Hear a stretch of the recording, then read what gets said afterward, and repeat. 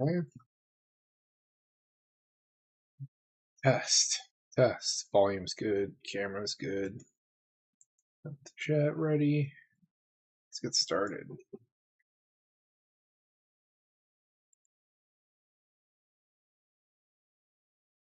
We'll start the non-budget first.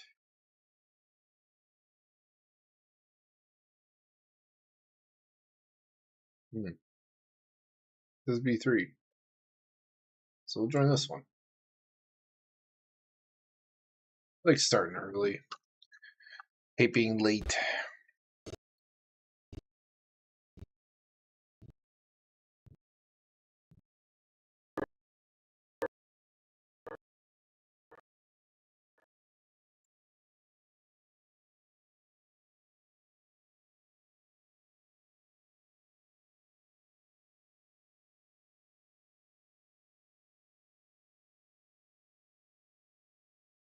Let's go over against Urza, Phalanx, and Olivia. Huh.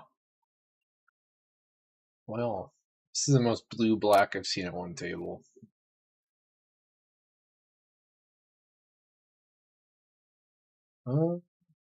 It's not bad. Got a rock and 2 lands. Got multiple draws to get there.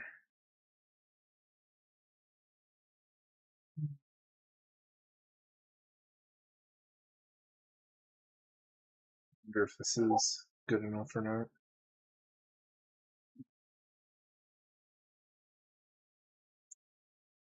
Yeah, we'll play it. See what happens.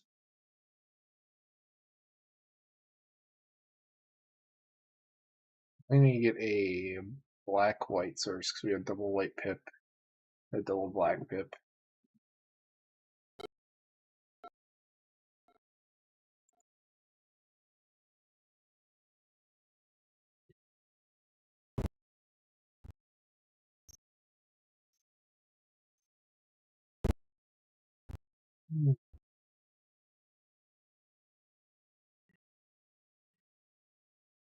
How am I positioning this? A chunk of the screen. I guess I could move myself over. Be about here.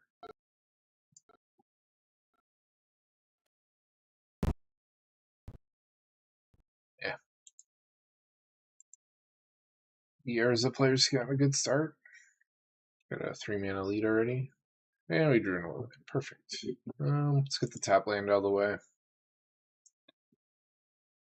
Since we don't have a turn 1 play anyways. It's a lot of delay. I think there's a lot of people playing Magic right now. Like there is no reason that it should have taken 43 seconds to play land. I think it's just super laggy.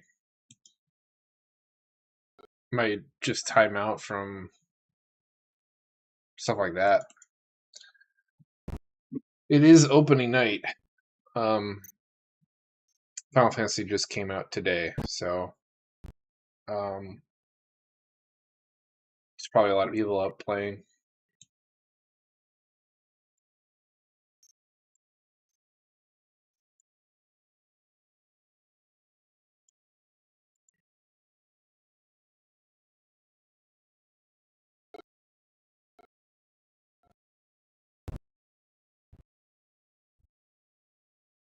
I think this is the Urza that makes, yeah, they make construct tokens. It's really obnoxious list to play against. It's, yeah, every unstep, his unstep rather. Yeah, let's get a black-white source. This Bloodstain Mire.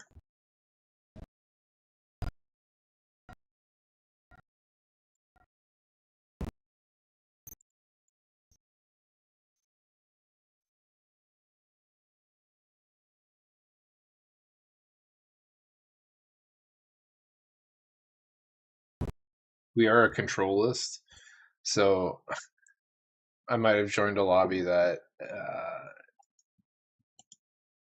that I can't possibly win in 25 minutes with. Hey Chris, welcome. Uh, hope you like Magic and you hope you like Moto. How's your day been?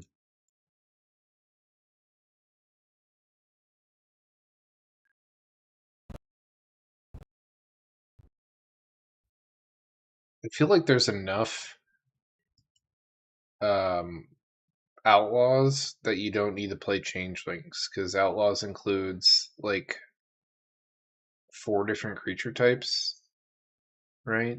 Like it's rogues, warlocks,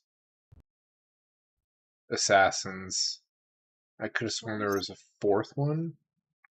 So like you couldn't find enough creatures amongst 4 different creature types that fit the outlaw thing to include Changeling Outcast.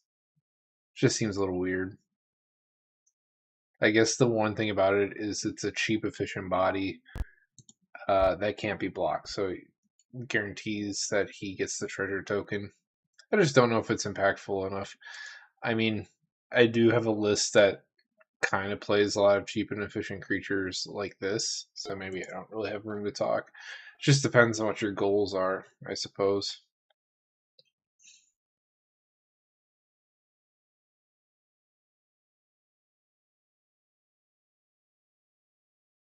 Oshil's nice card advantage.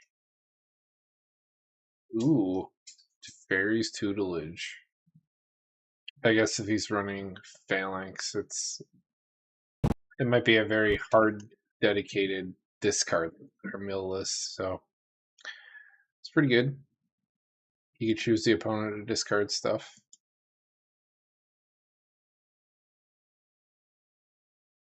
Plays Dustmantle, Guild Mage to mill people too. Oh, he's milling himself. Okay. That no. No, he has to pick a target opponent. Hmm. Okay. Picking the guy that's got a big mana lead. That's a fair choice. He is 3 turns ahead of everybody else here. And he went first, which helps a lot.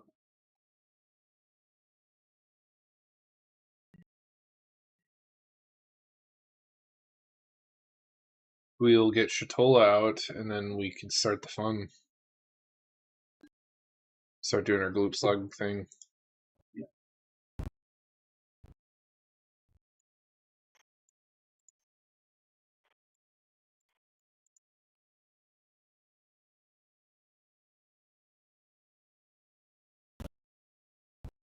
We have flawless maneuver up, protect our commander. We won't get the double trigger for trying to draw cards, but I'd rather not lose our commander.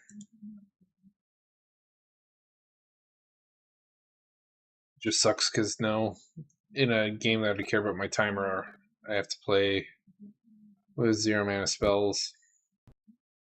Be ready for the OK button. Can't just yield through people's turns now.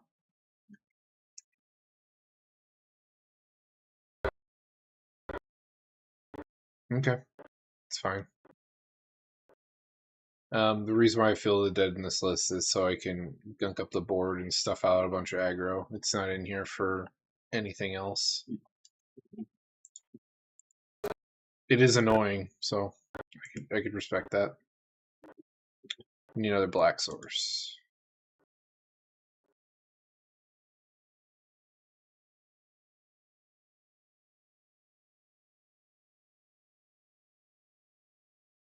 I think next turn I'll play Lisa, and then anytime anyone casts 2 spells, we get the draw trigger, which is really good.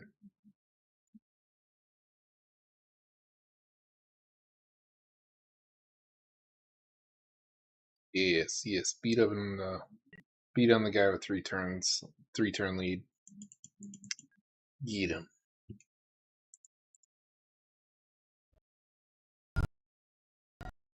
I better turn off all of these.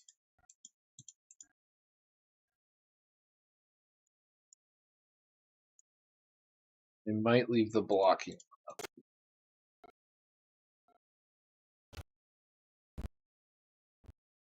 Yep, He's got also a ton of artifacts in play. He's got 2 artifact lands, I think. 4 in total. So Urza's 4 less, which he doesn't reduce the pip cost, so it costs 3 mana. It's really obnoxiously efficient casting costs. Then he starts making the first body he makes will be a 5/5. I do feel like Urza lists just get hated off the board for good reason.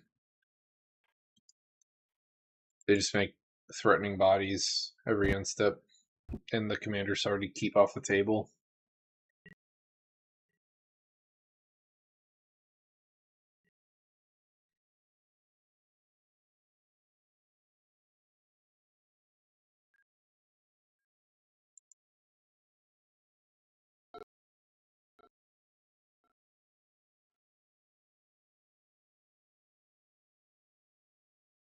I wonder what the tutelage hit.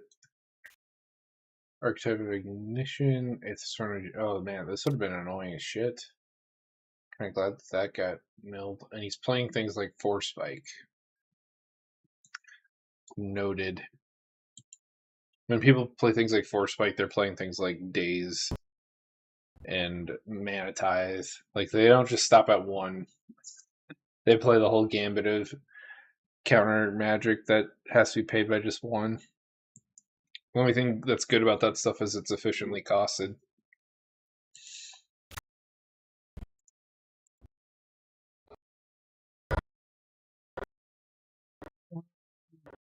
Doesn't really matter what we get.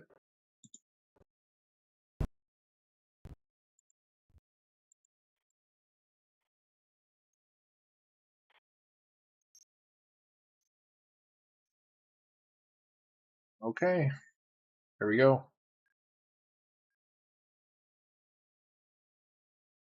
We're here for blood.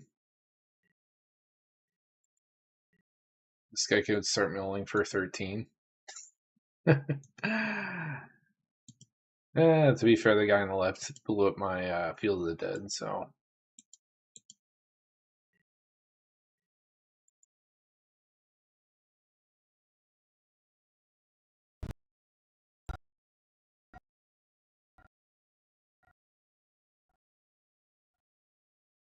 Lisa's one of the best. Um, Especially when people have full grips of cards. Like, I don't know if the guy on the right can play 2 spells a turn, but the guy in the middle will definitely play 2 spells on his turn, and the guy on the left could potentially play 2 spells. But he's kind of stumbling on mana. Maybe not.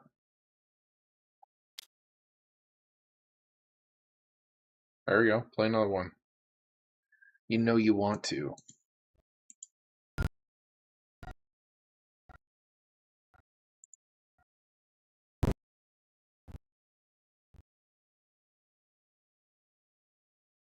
I think next. There we go. Hell yeah. Hey, I run this in my. Yeah, he's running all kinds of like cheap, efficient stuff. I run this in my mono blacklist, the Sephiroth one I just built. Alright, I don't think anything's gonna die. This man tapped out. I'm just trying to save my clock. There we go. We'll get a draw trigger. Delny, hell yeah. Okay, so now we cut our triggers in half. We get double the card draw, and we only need to do 2 points of damage, so Lisa will be good enough. Levitation.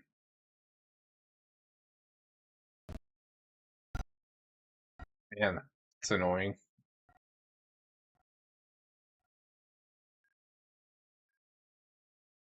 Wish I had 4 mana up to counter that.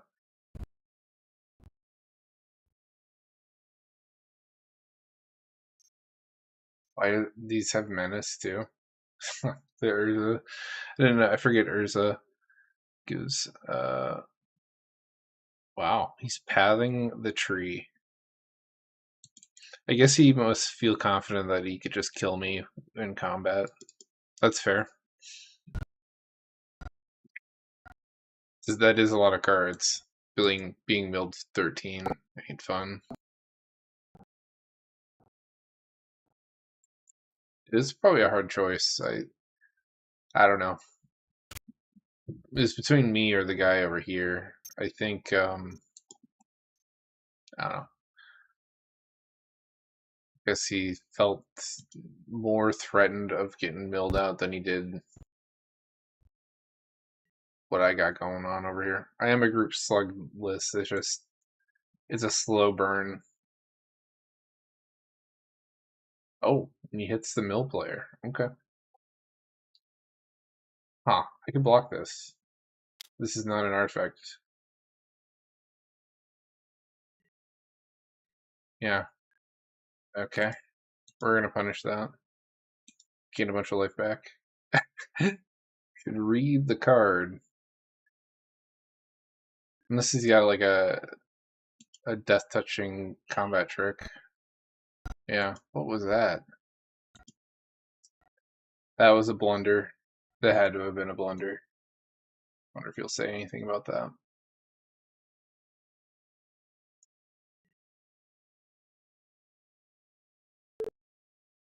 Oh, we caught a break there.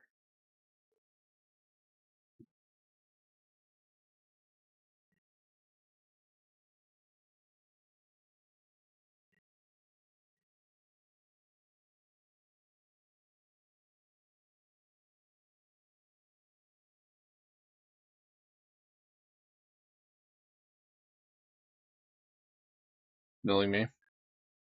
It's fair. I'm seeing a bunch of cards. I've drawn 3 cards this revolution of the table. Pretty darn good. Lace is pulling some weight.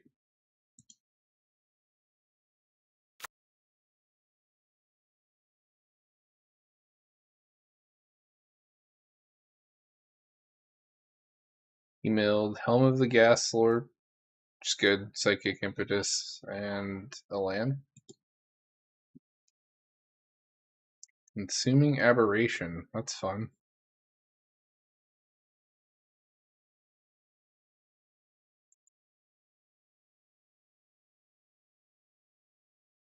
I'll have enough mana for Delney and Foolish Impetus. Probably just do that.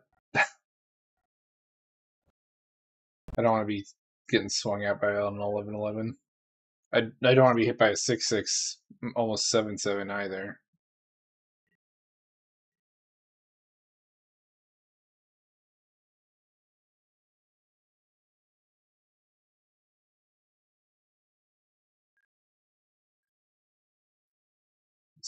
Why is it? Why? Oh, because I set up a block on. Yeah, that's why.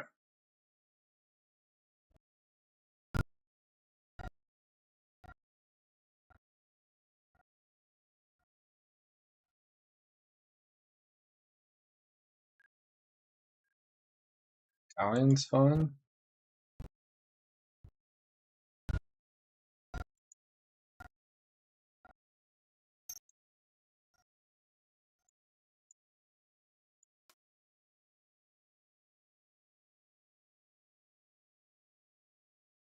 What's crazy is I'll lose 2 or 4 life this turn from casting 2 spells.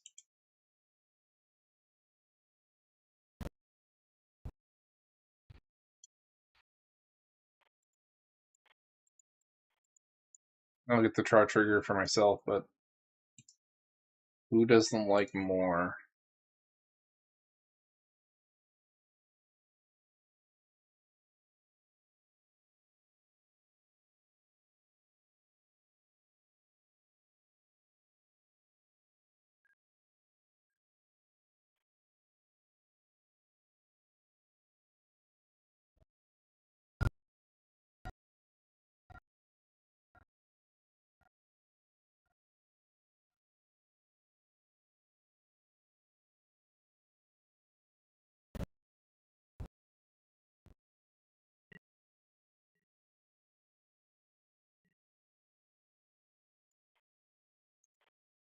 The guy on the right's open.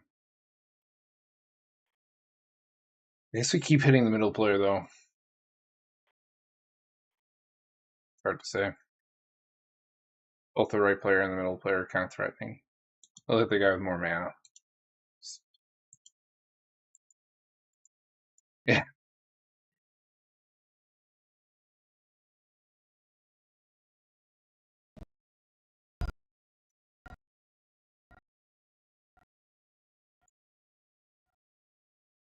2 cards. Oh, we got a Fierce Guardianship. Sweet.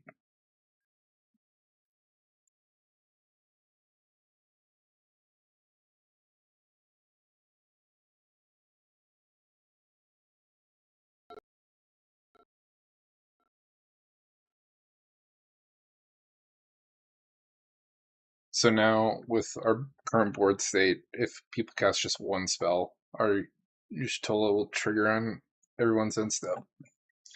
Feels great.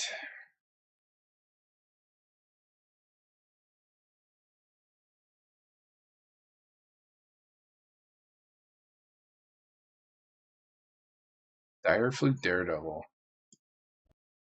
It's going to target path.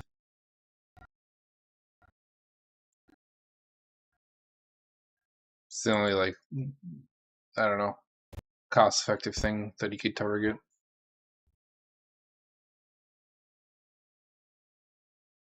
Yeah, let's get in the path. What are you going to hit with it? Maybe it's the Aberration out of fear of this attacking him.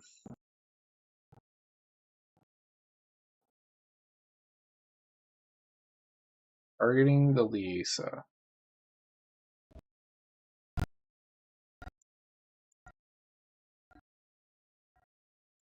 Definitely counter that. I like our setup.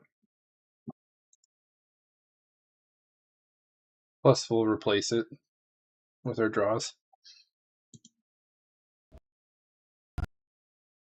And these two are kind of low in cards.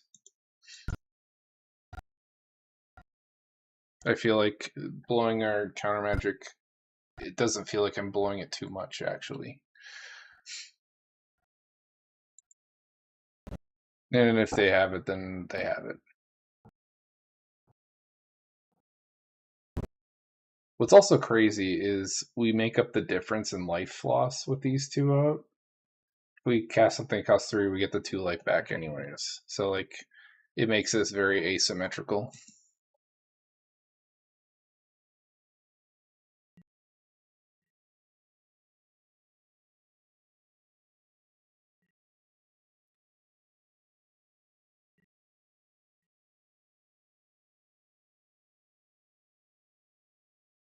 Oh man, we got Deadly Relic too. We do everything for free in this list.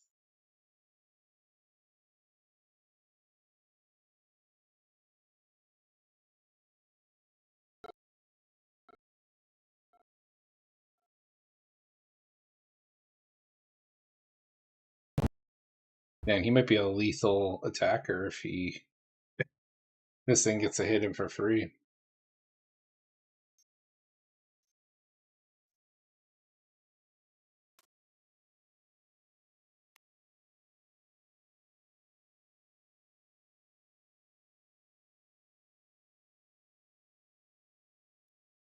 Spell.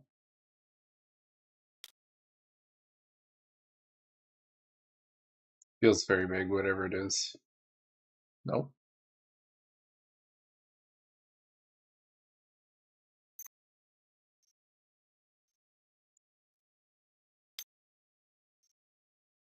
Doing on volume. Still good? Yeah. Alloy Mirror. This commander costs 5 colorless, so I think you just want to get an extra artifact out, reduce the reduction as much as you can.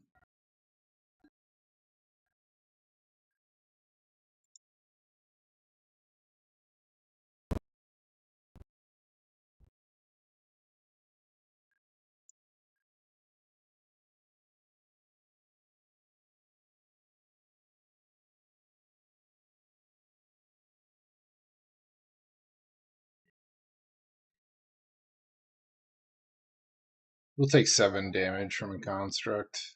I'm okay with that. Oh, he's just skipping. Guess he feels like he needs the block. That's fair.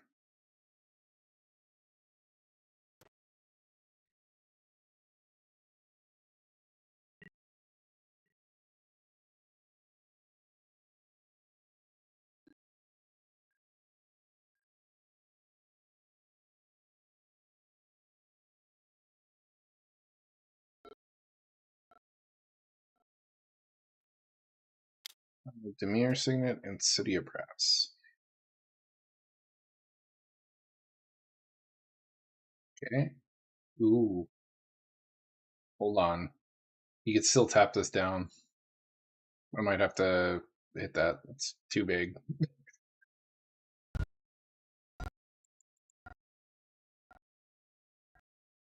Definitely gonna get rid of this aberration.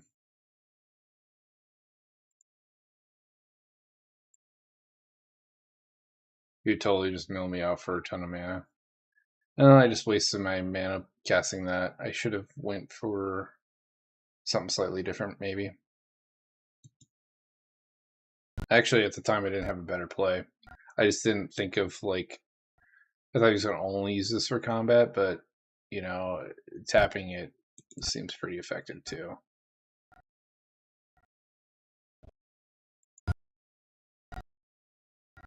Don't I get this back too? Oh, I don't get it back because the enchanted creature isn't dying, unfortunately.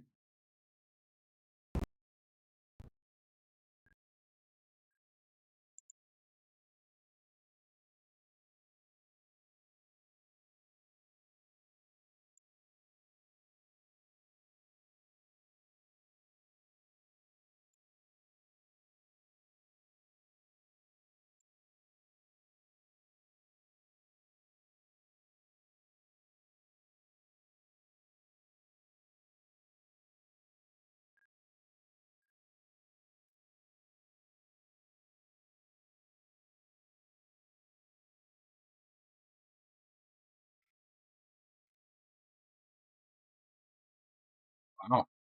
Ancient Smite's like, why didn't you wait for him to attack? Pretend like I didn't know what I was doing.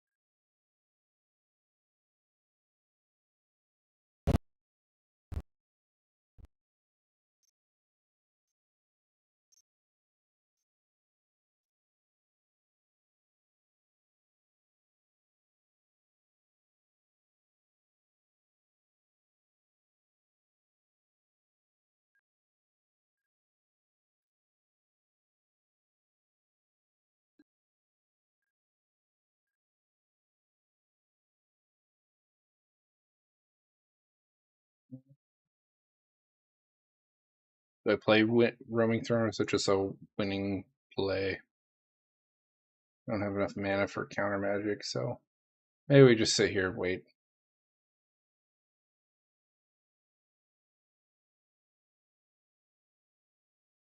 Yeah, we don't need to play Roaming Throne.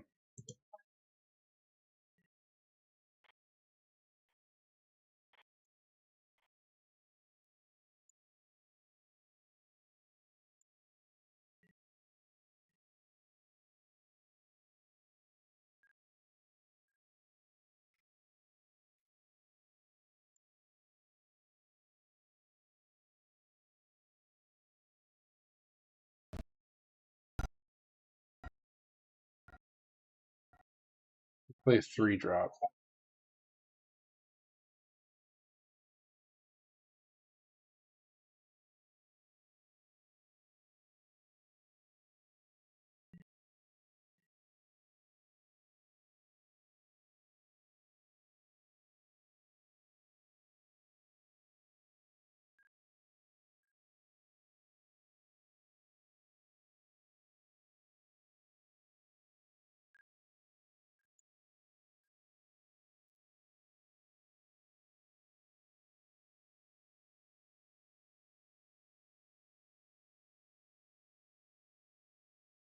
We just leave our interaction up. We don't have to do anything.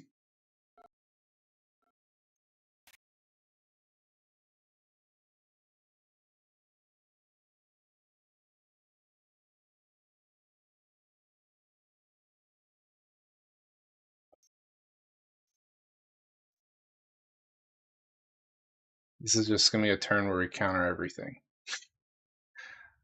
I'm okay with that. We'll counter things that have to be countered.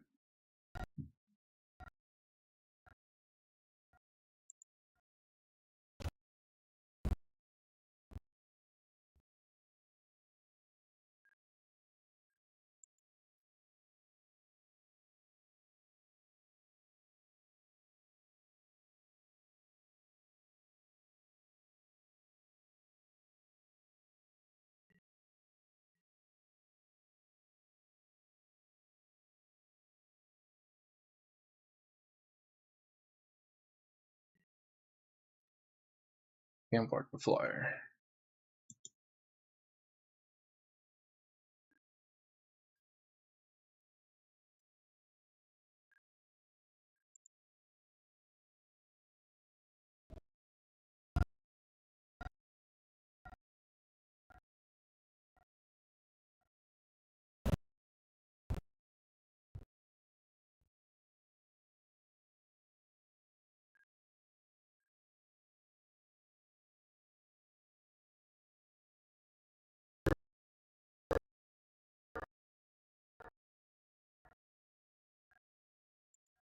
This thing has a lifelink.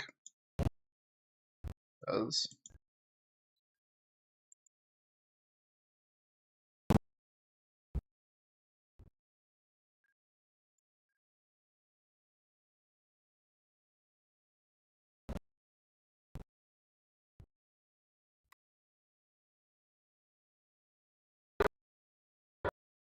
Give me a board wipe. Be funny if I blow him out with flawless maneuver. Which of the Moors? Yeah, we'll counter that. We like our pieces.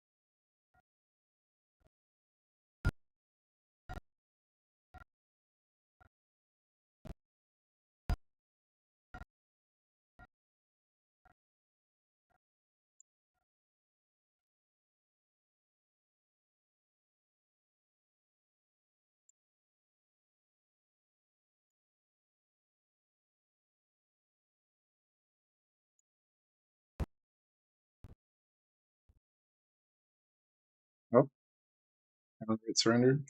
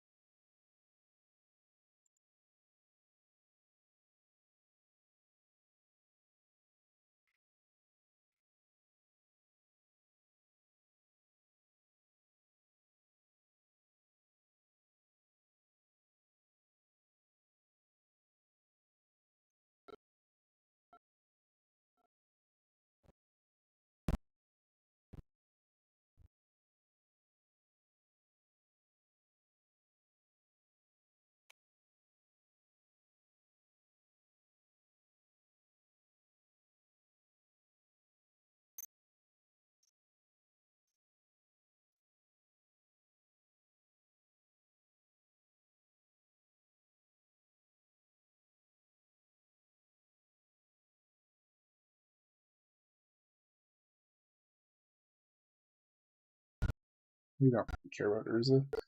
Man, this guy, Agent Smith, is got quite the personality here. Let's get all the way up the chat. Um,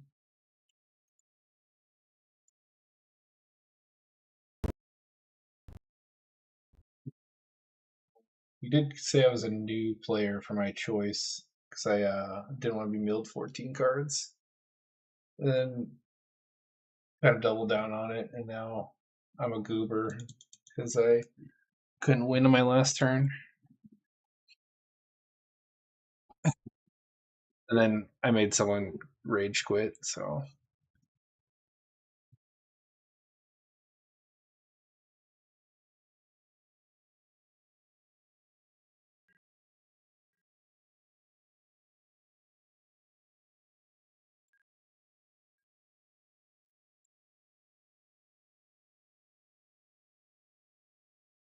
we have a very full grip of cards.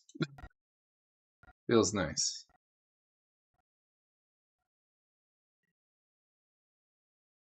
Yeah, even when I lose life, I get to draw cards. It's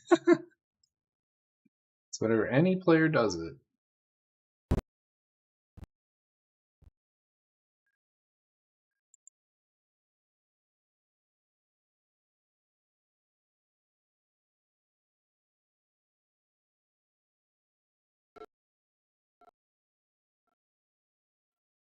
Um,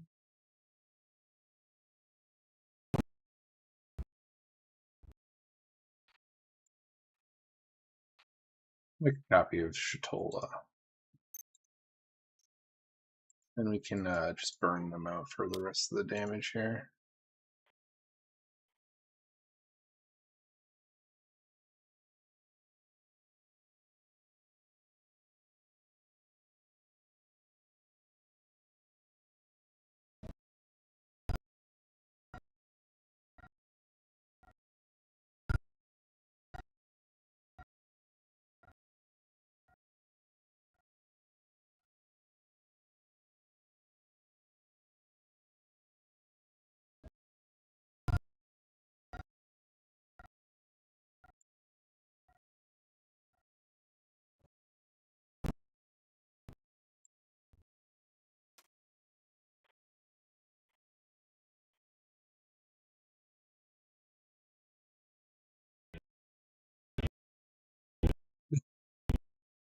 Game over.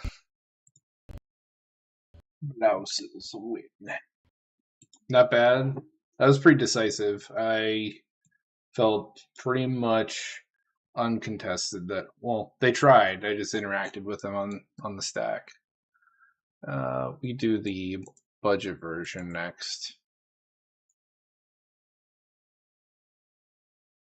2 to 3. It's either 2 or 3. No, not both. Play with our budget version of the list next.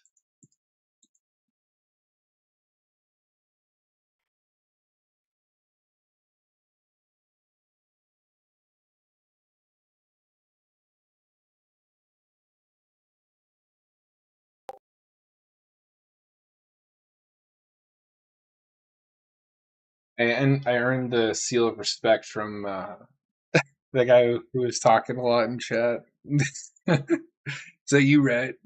My bad. See how we're doing. Oh no, wrong one. Got 4 people watching. I know Chris is here, but whoever else is watching, welcome. Hope you're enjoying.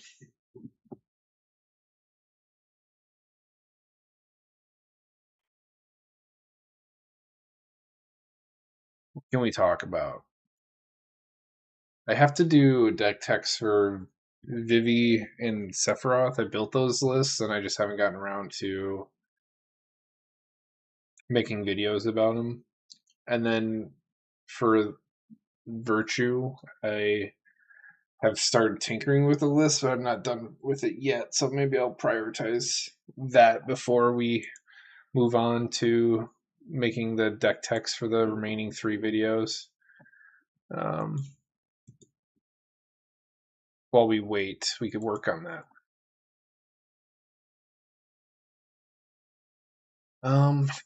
The thing about like Pillow 40 cards or Pillow 40 commanders is you got to find a way to win. The nice part about them is it is an 8/8. You could reasonably hit people to death with it. Oh, we're starting. So guess we're not going to get too involved into that yet. This is the budget $100 version of the list.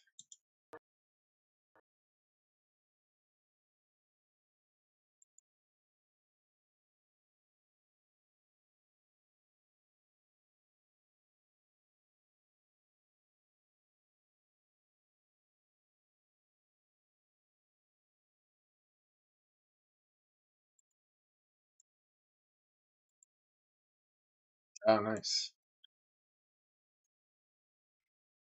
He built an absolute virtue. It gives protection from everything to himself, so this is a damage trigger, so it does nullify our game plan. Ooh, we got the soul ring. Nice. Hey, Fearless.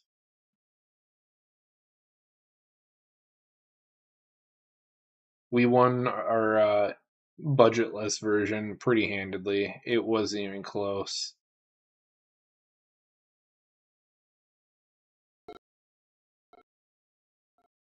I was pretty much dominate from beginning to end.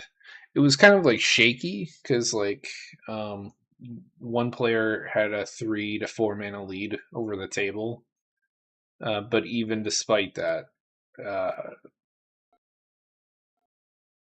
messing up pretty good. Camera will be a tough one. Um, these are just usually creature combo lists, so I might have a hard time playing and beating that. Although we did get Sigil of Sleep, so I could just bounce his stuff back to his hand.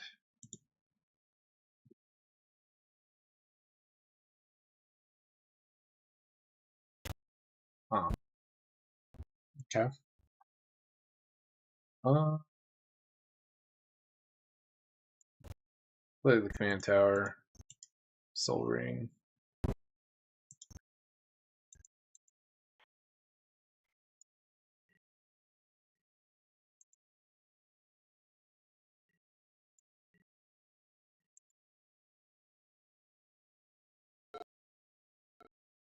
Now I'm in a weird position because I'd like to play Y'shtola on curve, so I'd play her on turn 3. If I get another black source, um,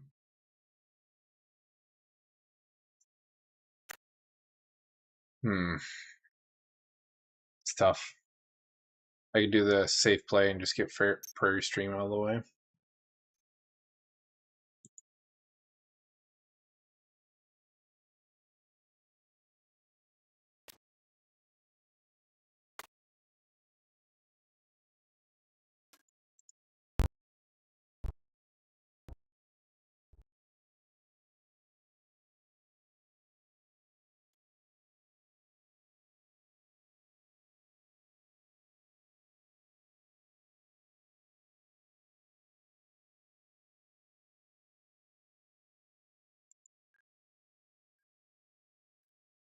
Hmm.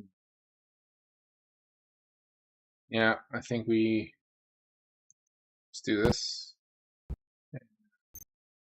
It's down, so we're not sucking up people's time.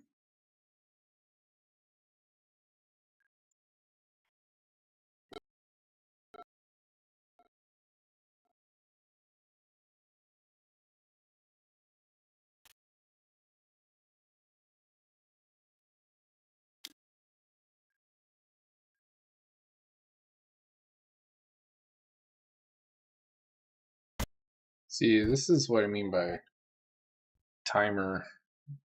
Have my yields turned on and it's still eating away my timer.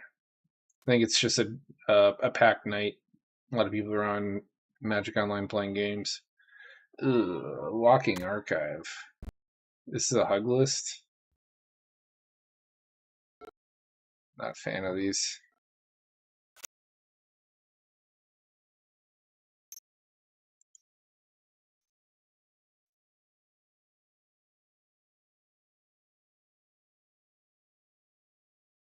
This is actually really good. Card selection that goes 5 cards deep. This guy's already seen 6 more cards than everybody else. Pretty good. It's just a big dumb farm deck.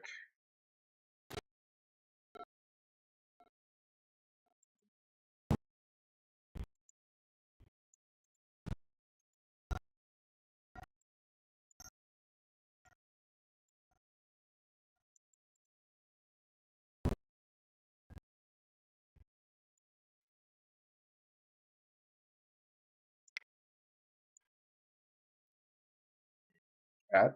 It is a cat.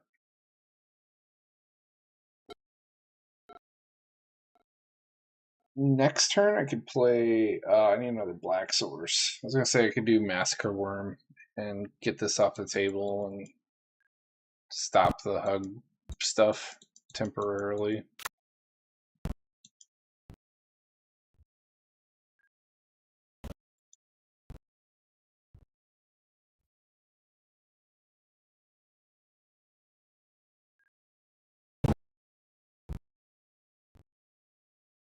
I guess I could do Sigil of Sleep into an Impetus.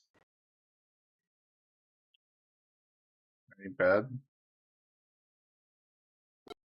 Bounce everything.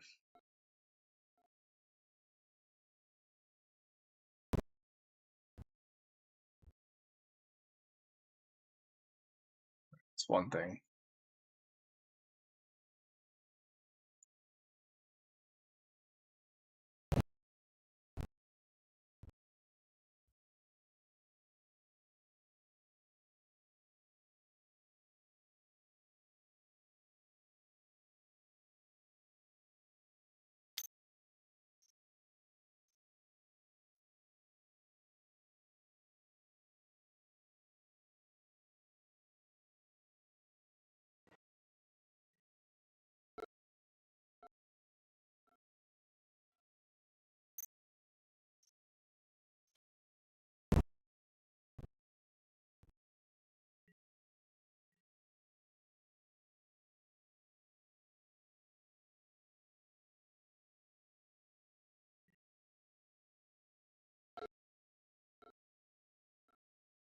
Ooh, we got a Curiosity too. Oh, that feels nice. Hmm. Not only do we bounce things to people's hands, we draw a lot of cards. We got a lot of interaction in our hands.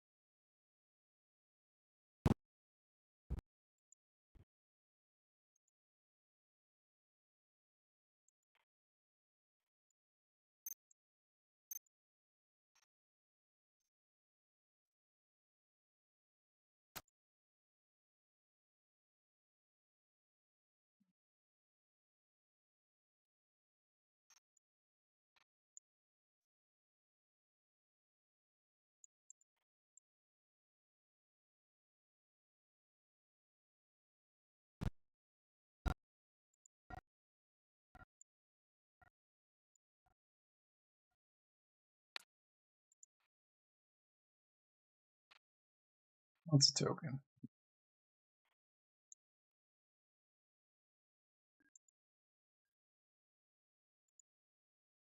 So I don't like level up abilities. Is now I have to reinvest mana to get that effect back.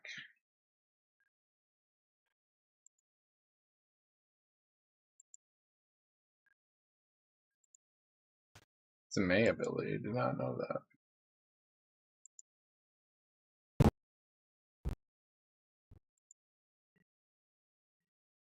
You get to attack and do it again.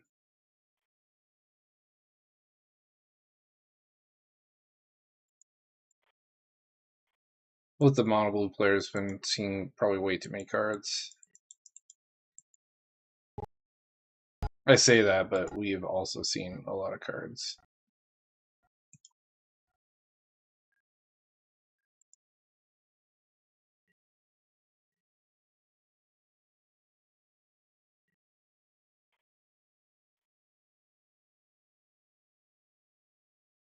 Now we're caught up. We got a lot of lands to get rid of.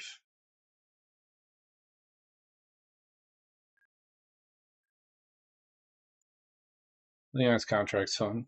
We hurt ourselves for 4, see 4 cards. Gets cut in half because of the Ishtola. Huh. Oh, Folio Fancy's in play. I have no max hand size. Thank you, guy. Although, this will be pretty bad. You could bounce, or you can make me mill cards equal to my hand size, which is a lot. It's 10 cards right now. I'll have to find a solution for that in the near future.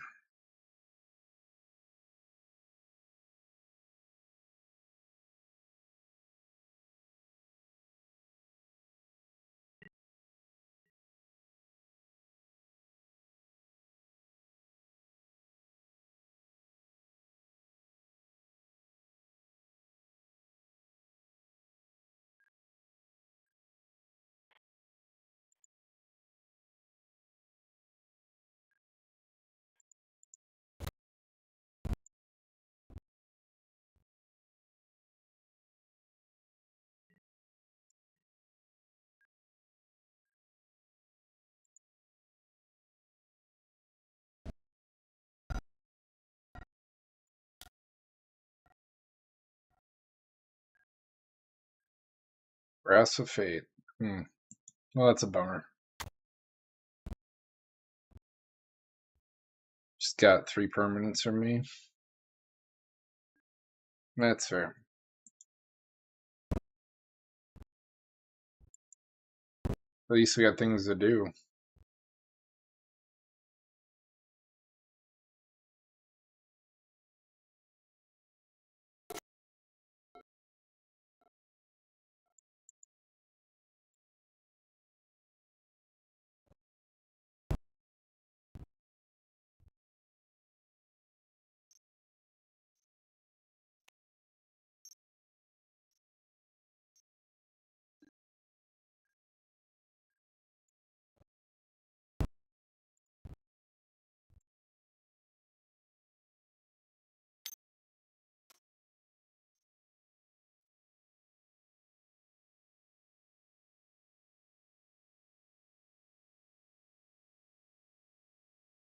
Six, 7.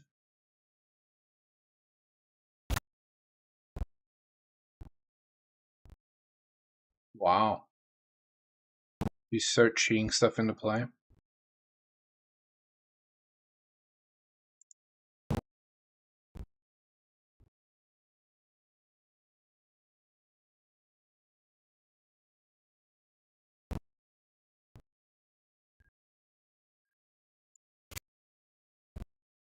We want to save the Massacre Worm for last, so we can sweep up as much of this as we can.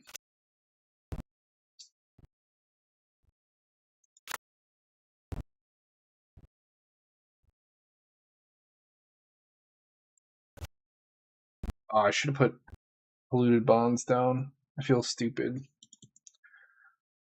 Could be draining people for life. Well, I have the most permanents in hand, so I guess I missed out on some damage triggers. I just feel stupid now. I should have let off with that over Kimball. I just don't see this card that often.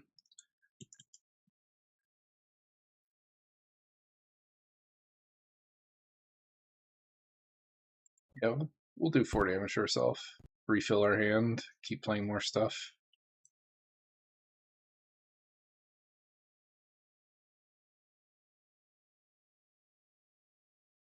Yeah, I get the biggest benefit from this.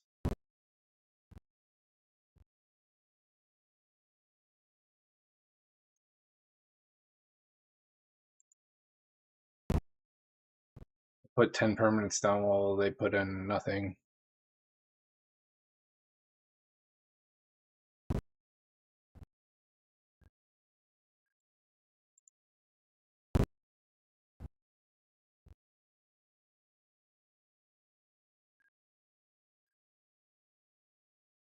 What a funky stack. An 8/8. with Ward 8.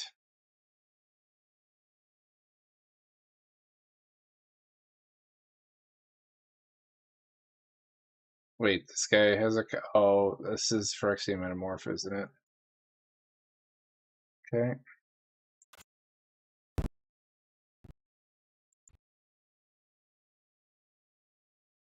I wonder if this still attaches. I want to look up Ward 8 or Ward.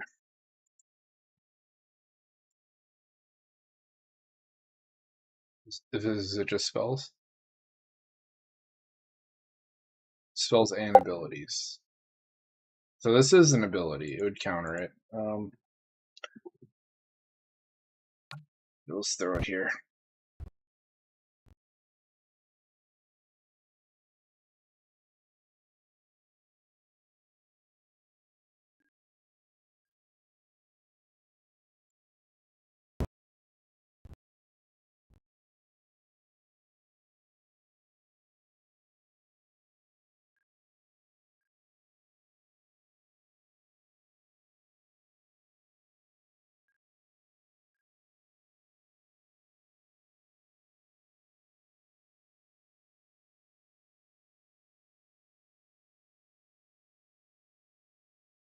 Oh, that's exciting. Upkeep trigger.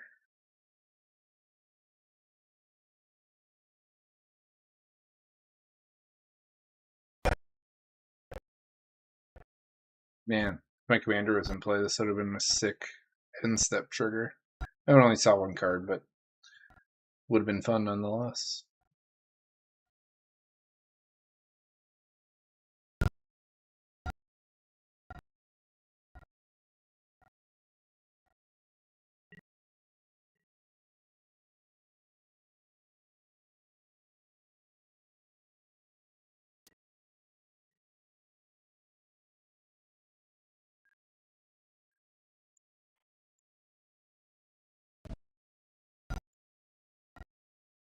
Hmm.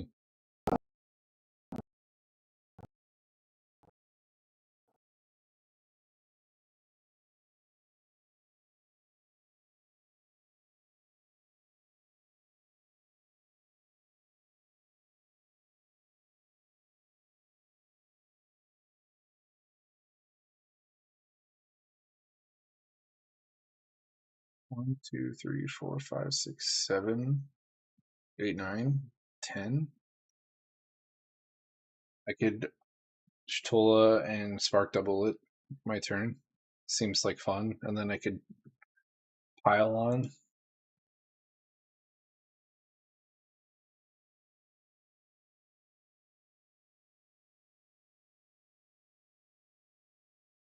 I hate hug cards. It's hard to control what happens.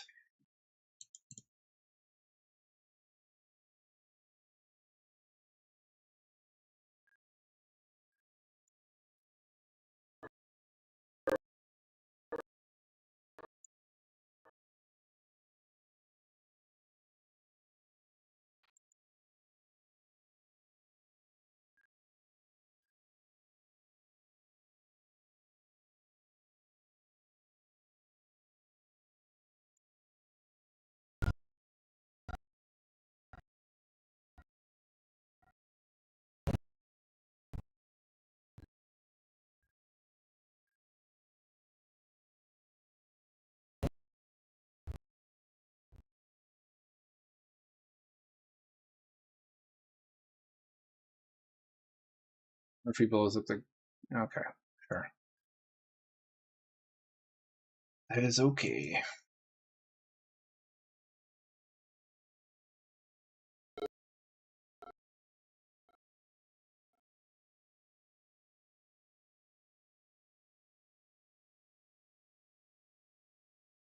Wow. So he just accelerated the game and then left.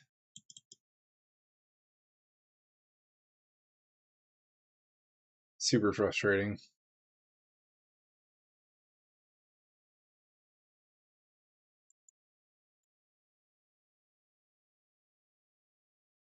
Hmm. This will be hard for me to deal with.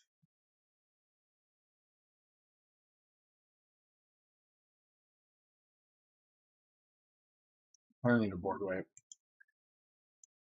Uh,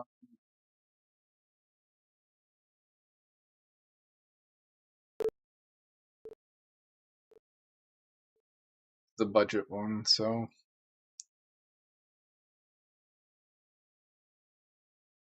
it's not my list. On a budget.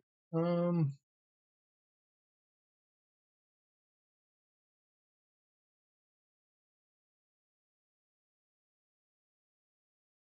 Damn. Yeah, I don't really have a good solution for that yet.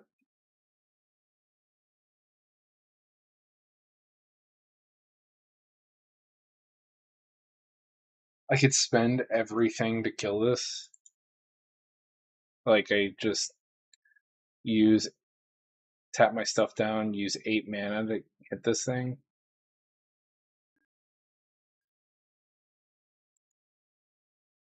I feel like it has to go.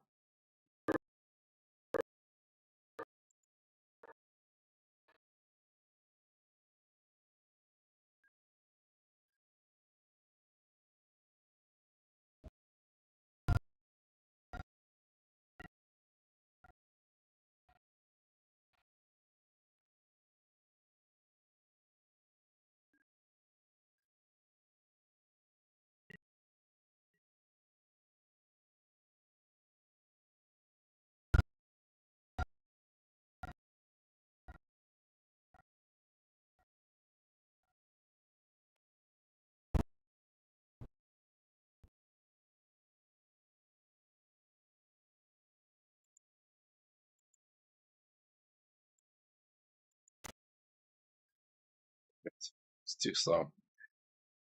All right. Well, 1, 2, 3, 4, 5, 6, 7, 8, 9.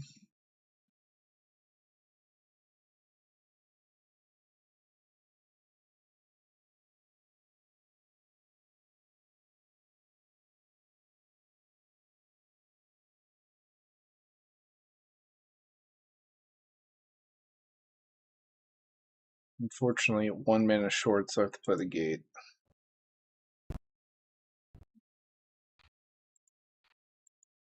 This is gonna feel so bad.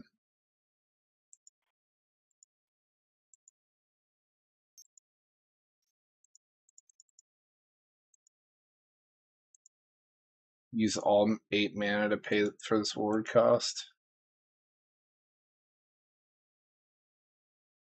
That will be my turn. But he might have counter magic up. This might not resolve.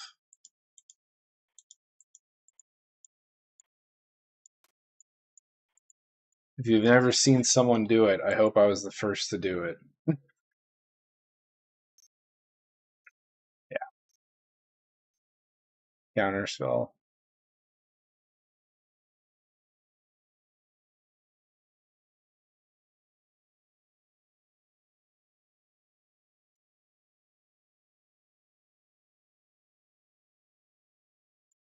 What a shocker. Who could have saw that coming? Hopefully the guy on the left's got a board whip. I doubt it. He's got 1 card in hand.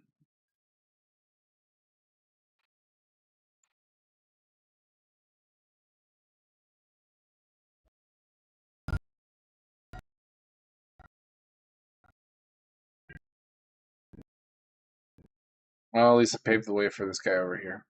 It could be a board wipe. I mean, he's got 1 card in hand. He couldn't play it to the Eureka, so it's what it could be.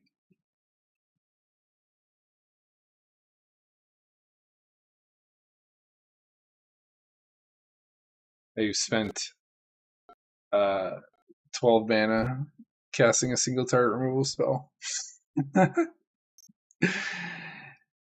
If you've seen it, you wouldn't believe it if you didn't see it, folks. No. Okay.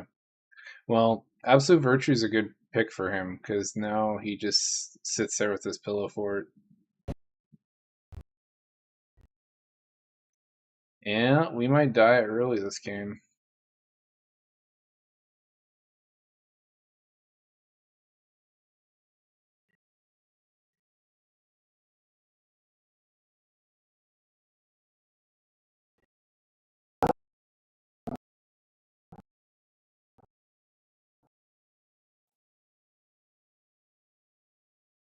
we could spend 10 mana to do it again with Baleful Mastery.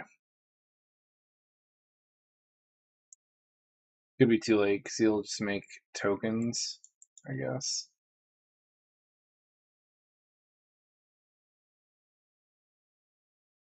What's weird is he should have made an 8/8 from this cryptic command. I don't know why he didn't. Cast or copy an instant or sorcery. Oh, target creature gets the base power. Okay. I thought for some reason that it made tokens, but it just gives a stat increase.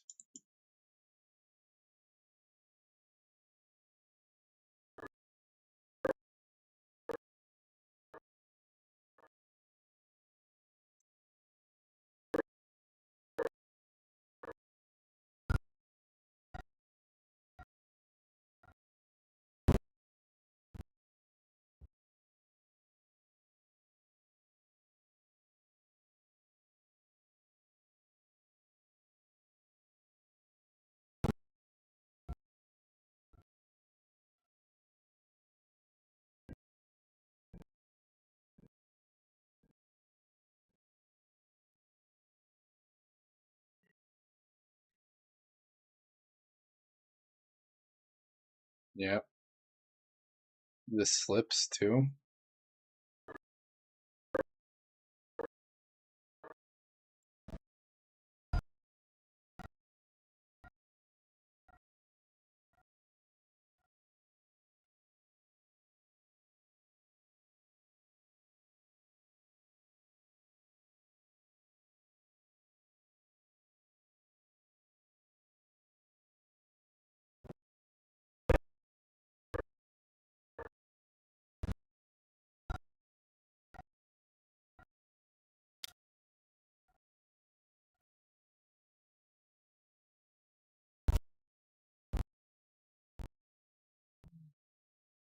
So he goes up to 16 cards.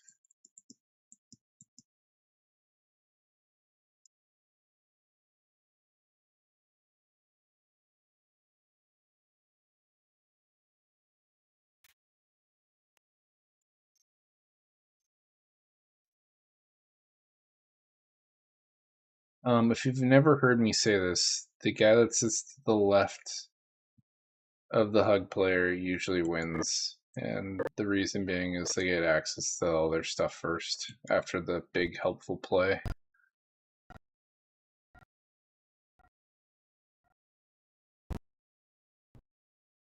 What?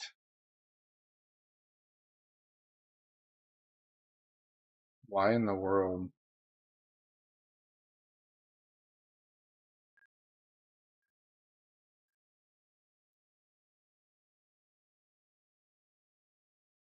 Graphic Exoskeleton's nice, but I don't know. We're a little too far away to make that happen. He has 13 cards in his hand. There's no way that I can kill this thing off.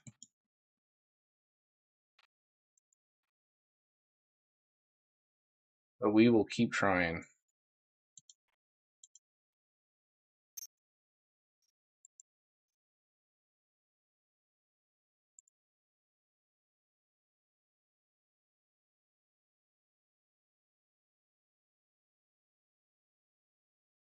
Just the way 2 of my turns trying to kill this thing.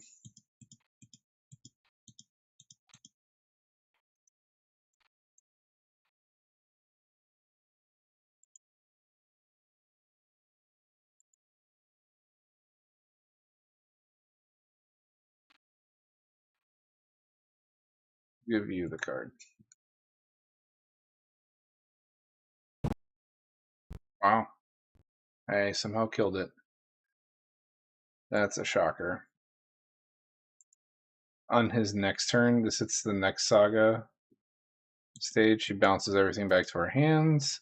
And then on the final stage, she gets Omniscience for a turn with all those cards in his hand.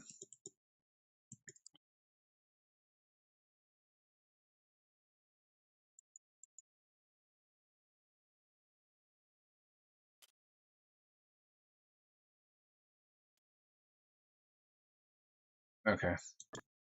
He could have countered my spell. I don't know why he didn't, though.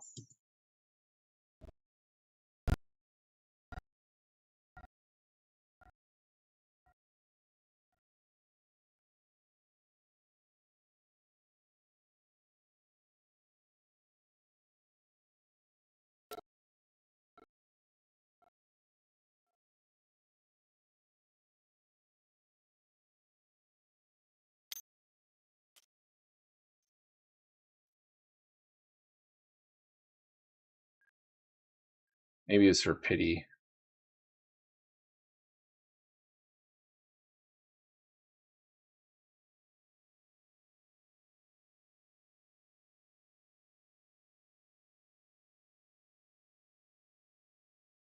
He should attack the blue player. I can't beat this.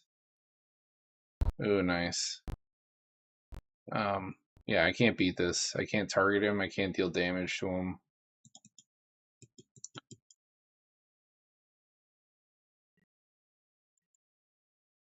I wasted all my removal on removing the 8/8.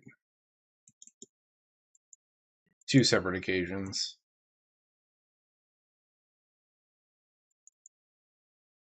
Thank you. This gets bounced back, I think. Anyway, oh no, it doesn't. He killed the Jin.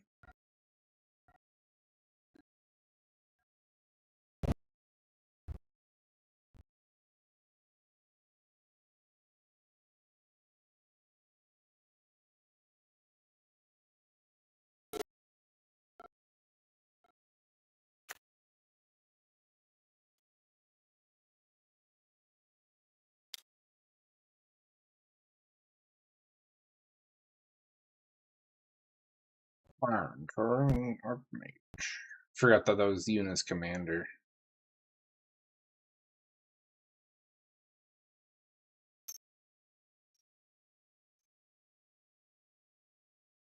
Yeah, this is just like an obnoxious farm deck. All they do is draw cards until they, I don't know, they get their high tide and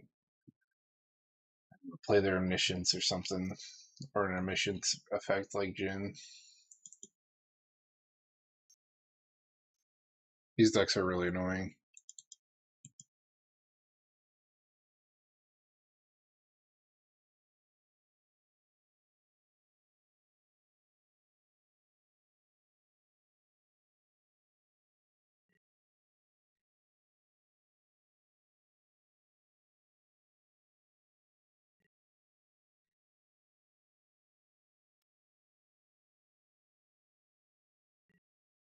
Why is it so big?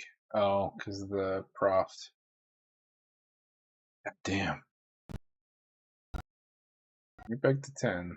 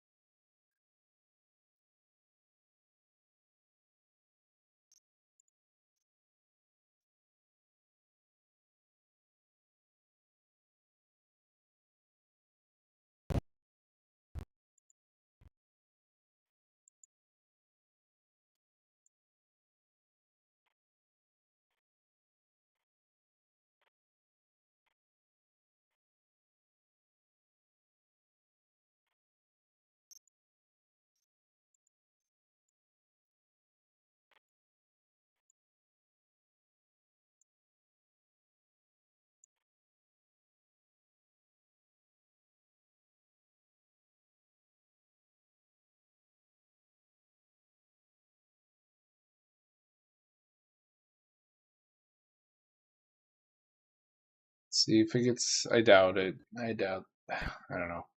He lets me play things because I don't know. He's that confident that he beat me. That's why he lets me play stuff.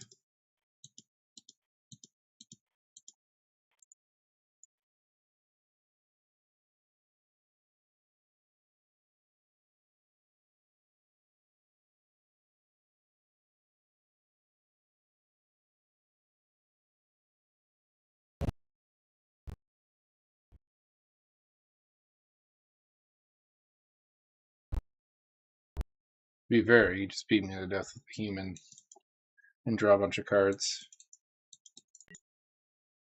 which is what he's shown all his deck does, is draw cards.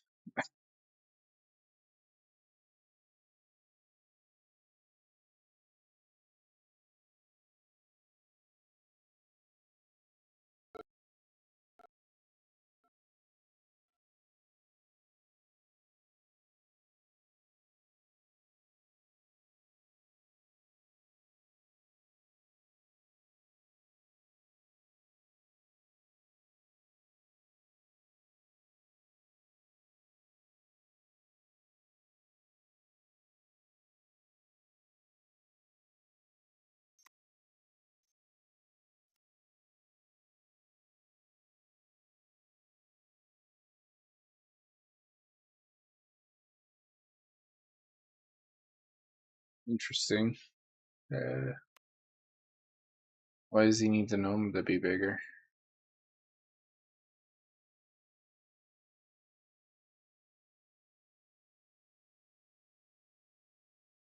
Hmm. Weird.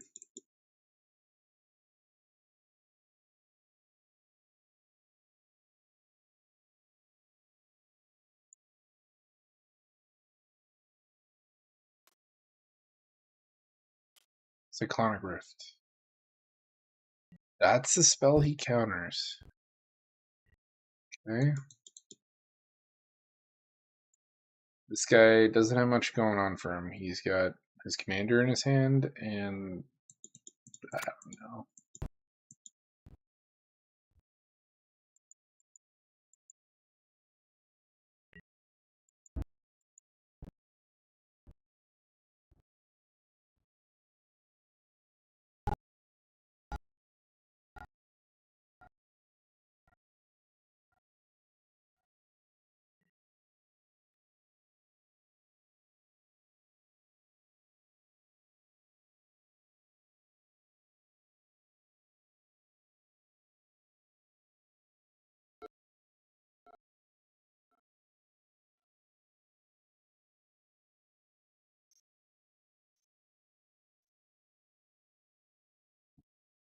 I just expect some kind of mass bounce spell of some kind.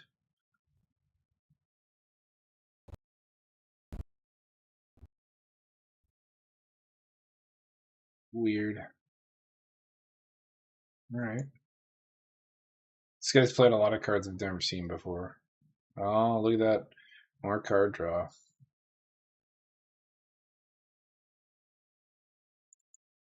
The 12.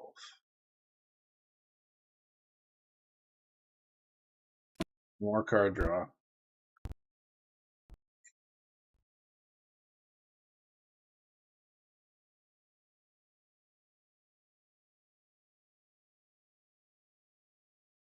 He will throw on at least 4 counters, 5 counters on the human.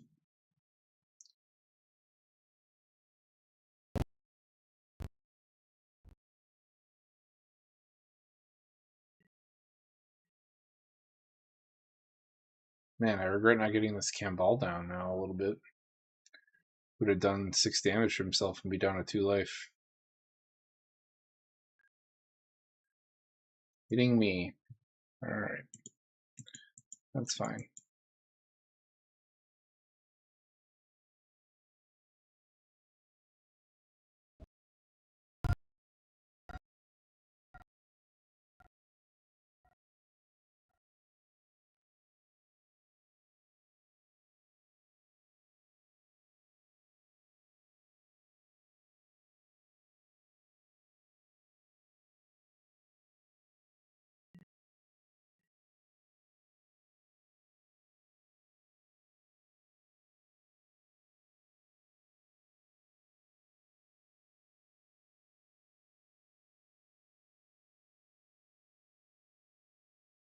Let's do not help.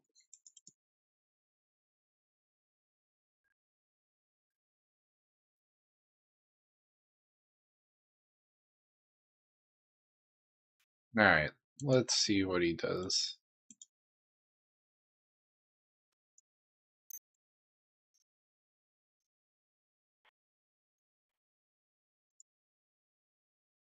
Ball.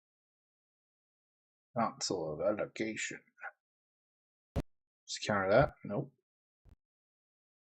Okay. Let's try Risky Shortcut.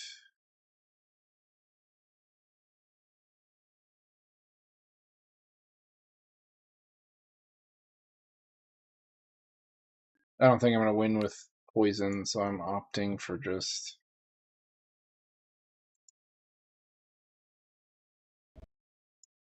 straight up damage, I guess.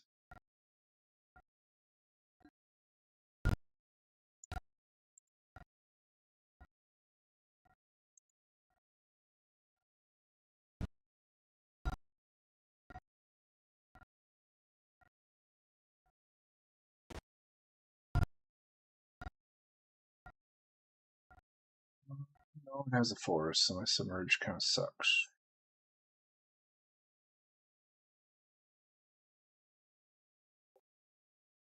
But it's interaction. When he goes to pump this up, I could get rid of it so he doesn't gain so much life. I am 1, 2, 3, 4, 5, 6, 7. One short playing Truce and Submerge. Fortunately, we need the Submerge to interact, so that's where the fun ends.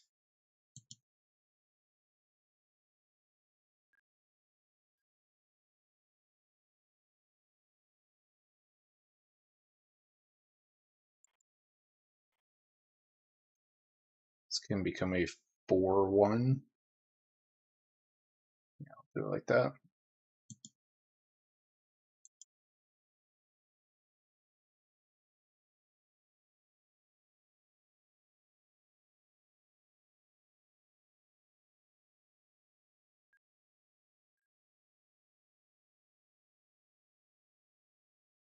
Okay. Evacuation complete. Glad we didn't overcommit.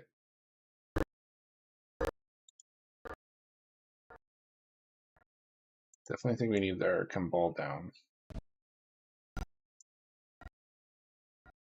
Guess we use our Submerge for his commander.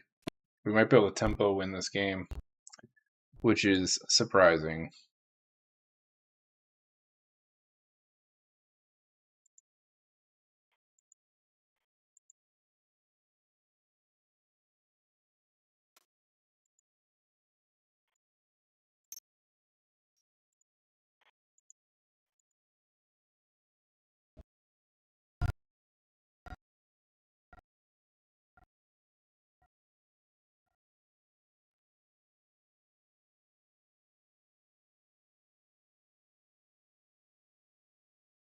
We could lock him out of the game by copying Kimball.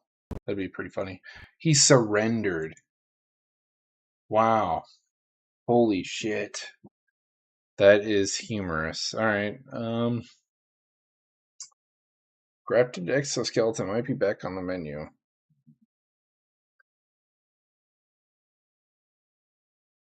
We just play our commander then?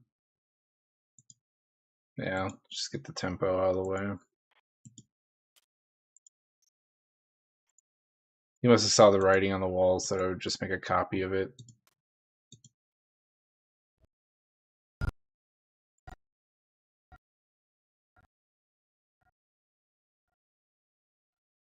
Lethal Scheme could help us kill his commander.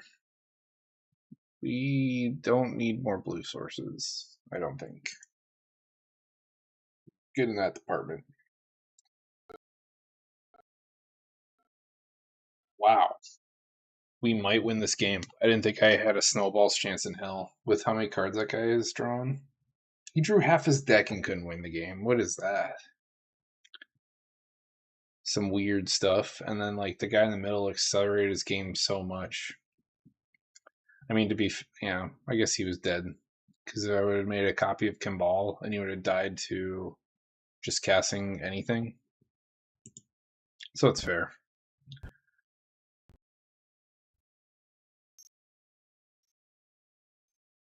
And a first commander. get some tempo going. Oh, he's gonna equip this up a bit.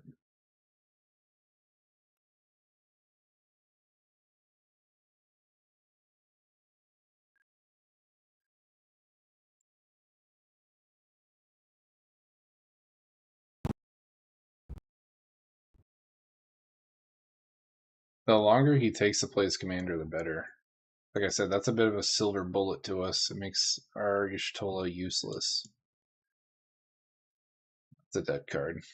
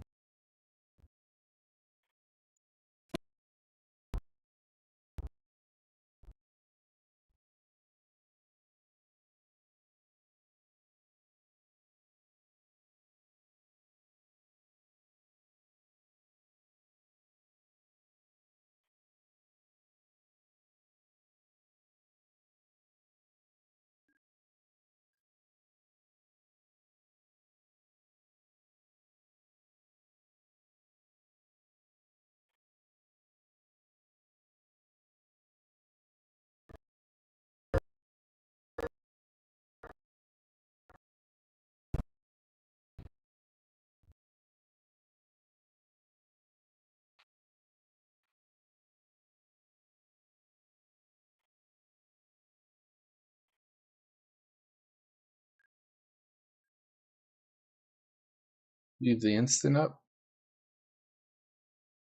We could do a tempo play. This is infect, so like it'll put -1 negative counters on this, and this will die, even if he blocks.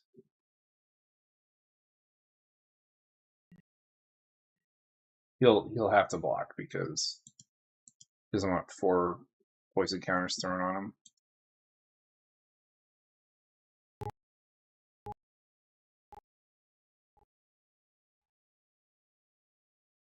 And then we just saved ourselves a removal spell. Okay, we got Painful Quandary. That's nice too. Man, we're gonna come back in this game? This is freaking nuts. We're pretty resilient, I guess.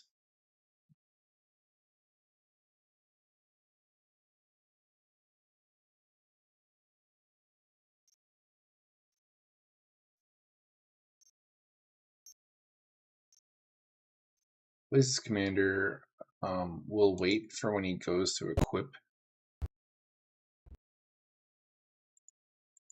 So he has to spend the mana.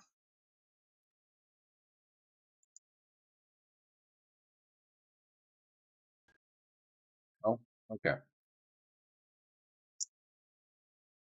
Was, I guess, too slow at putting the stop down.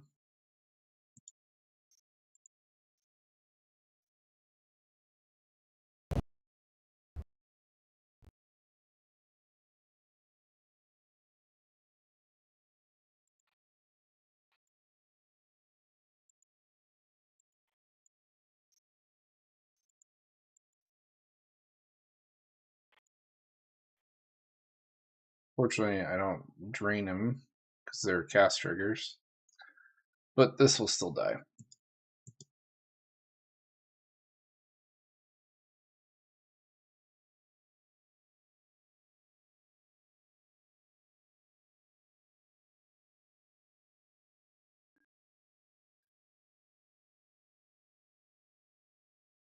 It's Hexproof. Well, I got another one for you, buddy.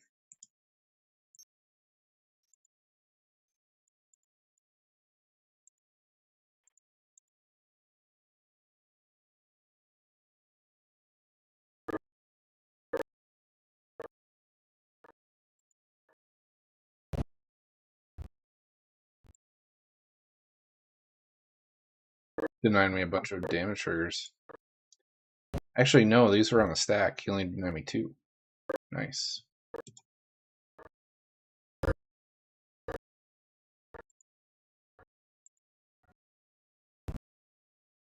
He got the W. What a wild game.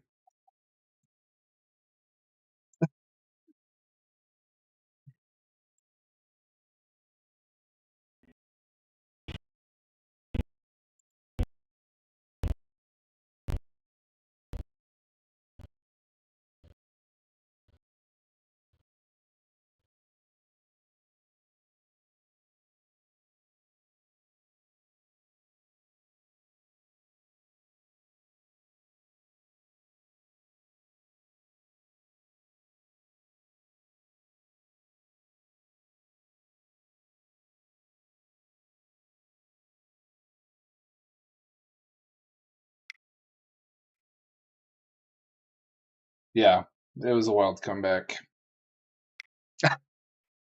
I didn't think we had any business winning that game. We were dealing with someone with a silver bullet as a commander, and then uh, we had another guy that had seen 50 cards by turn 6. Like, I don't know how we won that. I think the mono blue player probably let us get away with a lot of like ridiculousness because he kept letting me. He kept not countering my stuff, and then I was just slowly like chipping him out of the game with my black endurance enchantment, and then the damage started adding up, and he was like, "Oh God, I think he made a mistake, just like not countering my stuff for whatever reason."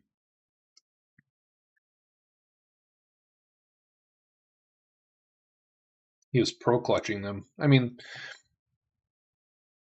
that's also probably a good sign. You know what I mean? Like he's not a traditional like obnoxious blue player, you know what I mean? Where he plays 30 counter spells and doesn't win. He just plays 30 card advantage cards and then 10 counter magic spells and hopes to just win by drawing. I still don't see how you could draw so many and not win though. That just seems wild to me. And I finished up early. Like we started the stream at 9 and it's only 10:22. Won both games with Yishitolo. Wow. Unusually quick in games. I don't know if you saw the first one, Fearless, but um, that was I don't know, not even close. I just whomped 3 people in the lobby, and then yeah, it just feels like a very powerful showing. I think most people that built Yishitola went with the Enchantress or Artifact route, and I think it's just strictly better to play free spells or spells that untap your lands that are 3 or more. And that's all I did, and it was effective enough to win the game. Like that life gain trigger gives you plenty of cushion for all the aggro and all that bullshit. Yeah, I was super impressed with how consistent it was in terms of card advantage. Like that other guy may have saw half his deck in the budget version of this, but I wasn't too far behind him. By the end of it, I had seen 40 cards by turn 8. So like he wasn't totally ahead of me. But then we go back to talking about why didn't he counter this? Because just let me draw cards and fix our problems. He even let me get a clone of it and draw cards. I was hitting him for 8 damage a turn, just passively playing the game, seeing 2 cards a turn. I think he just let me get away with a little bit too much. Yeah, things like Frantic Search, super fun. You untap 3 lands, it triggers her. And then the budget list, you get a lot more tools for not casting as much. So like what's a good example of that? Like Delny cuts the trigger in half. So does anything that drains for gaining life, like Veto. And there's like several of these effects. We just target one person, get the 4 life trigger, get the card advantage on the end step. You get so many fun tools to just make this deck work. Um, I think people are playing a little bit on the hard mode because like my goal was to draw a card per one card I played versus when if you go the artifact route or the enchantress route, you're trading two cards to draw one. So like eventually you run out of cards playing it that way. This is just so much more efficient. I pay nothing, play one spell, get it replaced, and then we're done.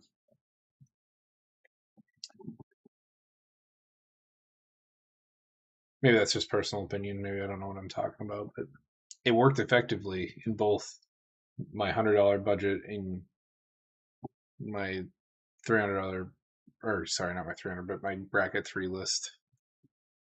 So I think there's something there. I think there's something better than doing Enchantress. If you look at EDH Rec, I think it's the more popular version of playing it. Actually, no. Okay, so the Enchantress or Artifacts list is definitely the minority. I thought it was the inverse.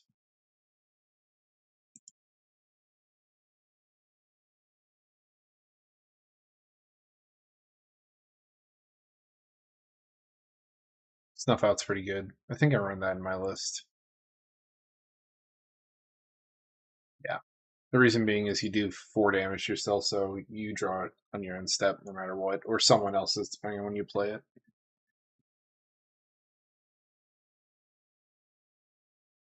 I don't have Shoulder, but that's not a bad pick. People like to draw cards. It's an easy trigger. You don't have a budget. I think my forge slot was just getting crammed, and I had to leave it out.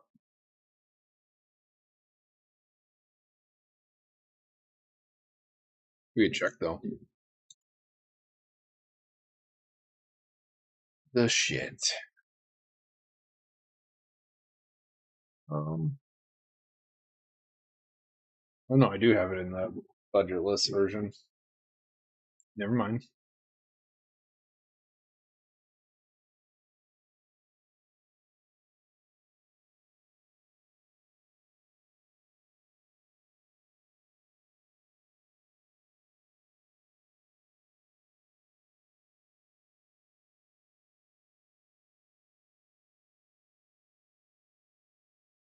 Okay.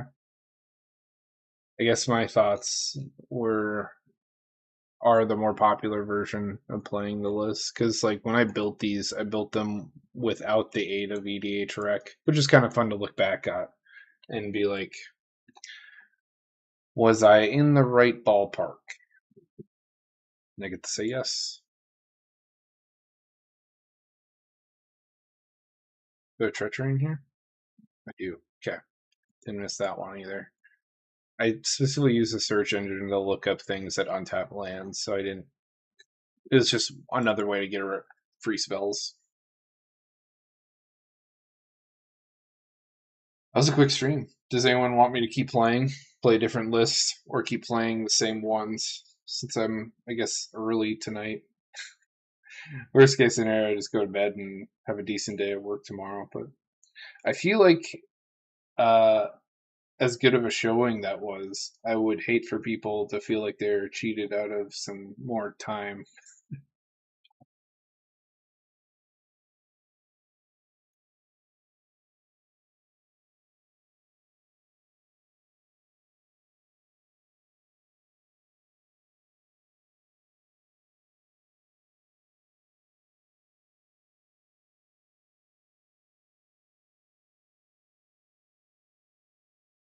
It was a bit of a disappointment. I couldn't play Soul Barrier. It's just one of those cards that didn't find its way onto um, Moto yet because of its age. It's a really old card. Whenever someone casts this creature spell, they take 2 damage unless they pay 2 to prevent it. It's really cheap, 23 cents, and it's perfect. Does exactly what we want.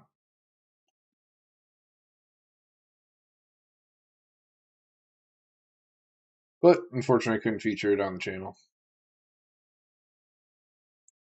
tomorrow. Let's see what people voted for.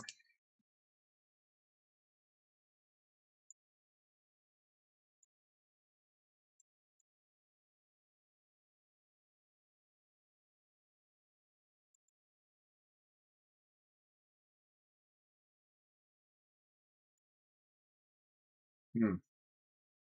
It looks like Kefka has a pretty high popularity. I can work on the tech for Vivi tonight.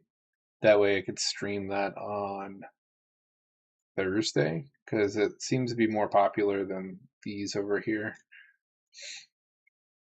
Vivi is just going to be a storm list.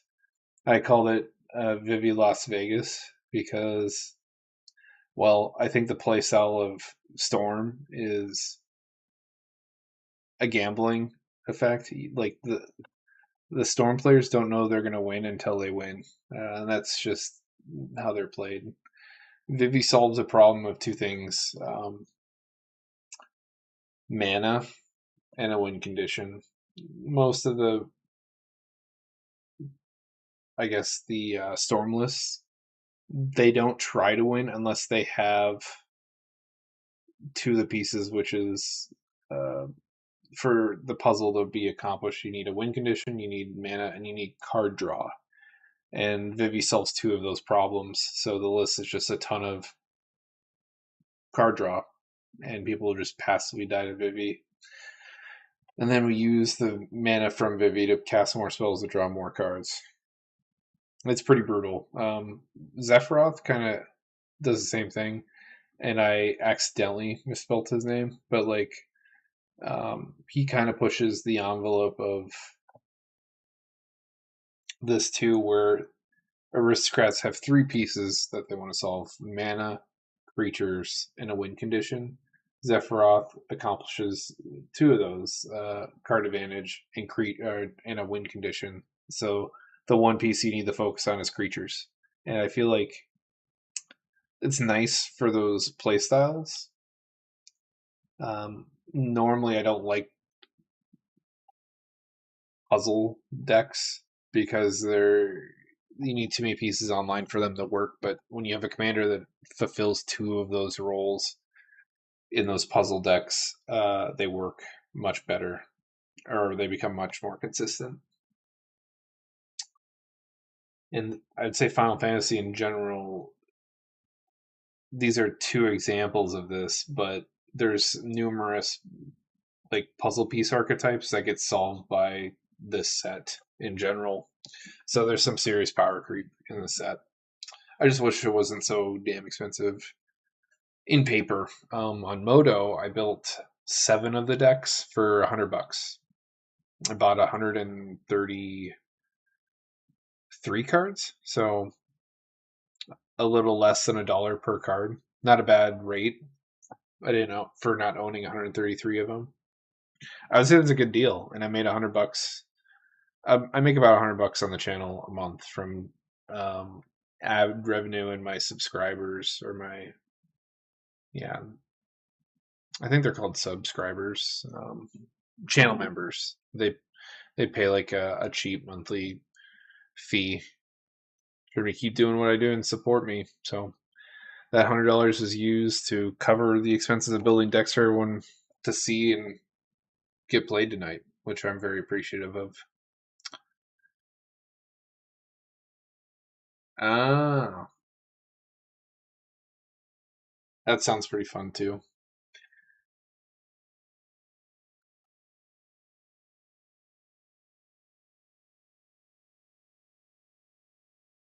It's unfortunate because it locks you into two colors, and I just don't know if you have enough support or mutate to really make it pop off. Like you could use the mana to play more mutating creatures, but there's not a lot to select from. You're playing a lot of like commons and uncommons, and even then they're not that great. You have maybe one or two that are decent, like the one that steals artifacts, and then the card advantage one.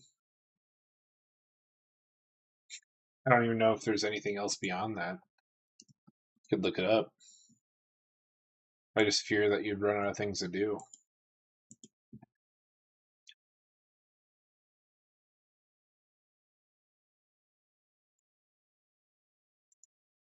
Now, if it was a mechanic that covered multiple sets, you might be able to do it.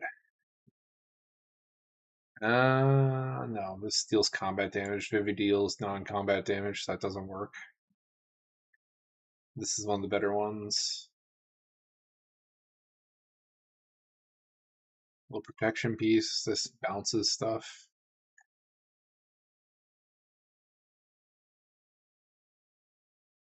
Some control.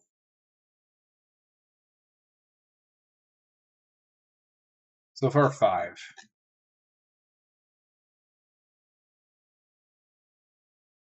Maybe this 6, 7. Lord Dracus is good.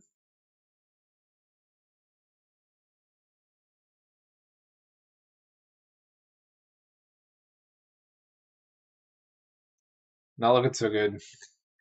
Yeah, there's only 7 blue or red cards that have mutate. I mean, it might be a good like sub synergy where you, I don't know, have nothing else better to do. It'd be kind of fun to show off.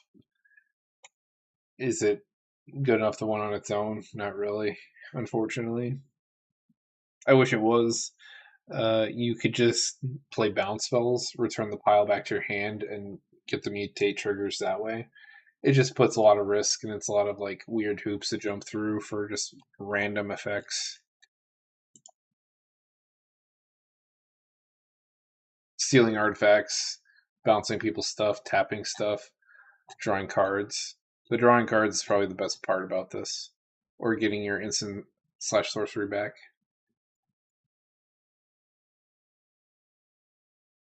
That's about it.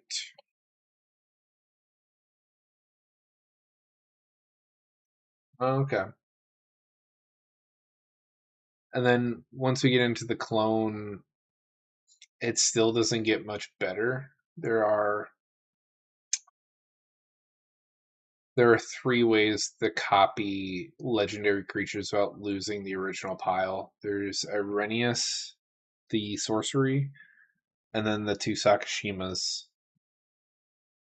So, um, 9 cards out of if we're counting 35 lands, 60, 64 minus 9, you got 50.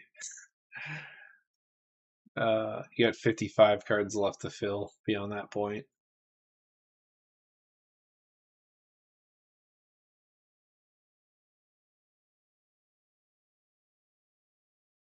And at that point, you might lose its identity. It'll be something else.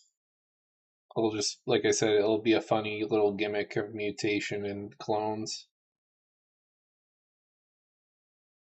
It's like a little sideshow to like what I assume will be just some kind of storm list, just less efficiency. No, he still retains the super type. I'm pretty sure.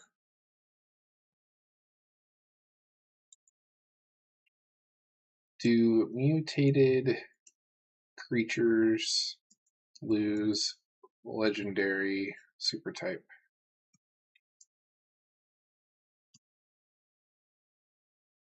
No.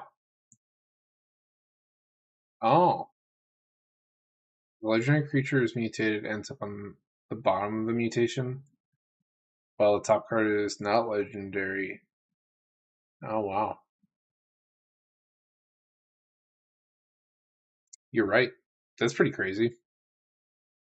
Learn something new every day. In that case, you get access to a shitload of clones, and then you probably have a list on your hands. That's pretty wild.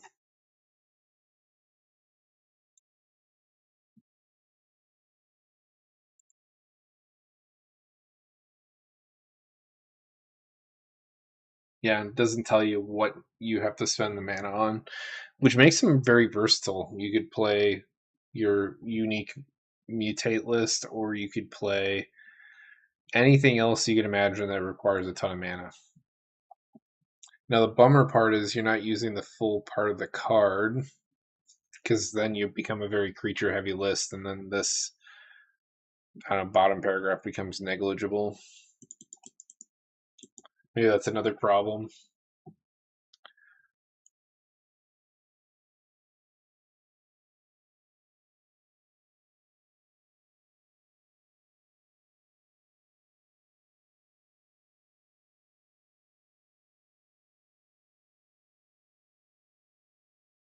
It's kind of crazy as Stormless are very cheap to build.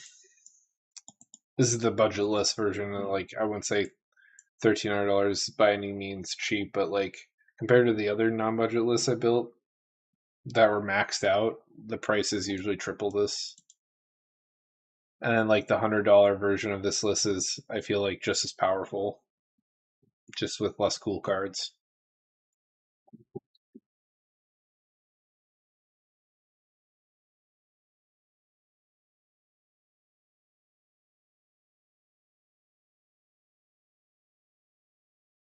Does anyone else want me to keep on playing, or do you want me to keep talking about Magic cards? I don't mind. Whatever you guys want me to do. Like I said, I finished up early. We started at 9. I already played 2 games and won them both within an hour and a half, which is unusual. Normally, we're stuck here forever, but I think playing a group slug list really accelerates the game, doesn't promote any dirtling of any kind, which is why I like group slug decks, is it puts a timer to the game.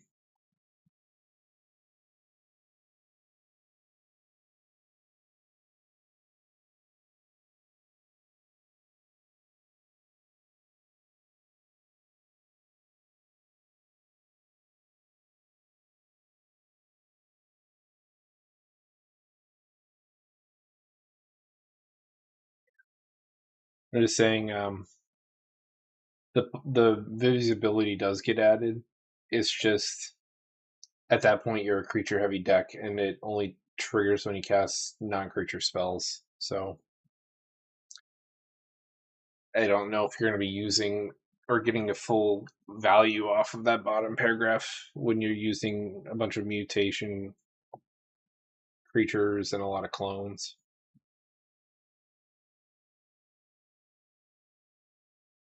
Like, you're still going to get a really buff dude with like fun mutation triggers and what have you. Um, but you're not going to be pinging people for 1 or throwing counters on them that often.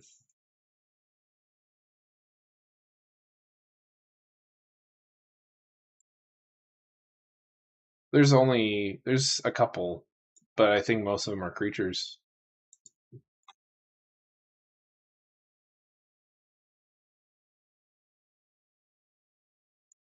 You look that up. Shamans, artifacts. Maybe planeswalkers do that. Sorcery instance. Okay.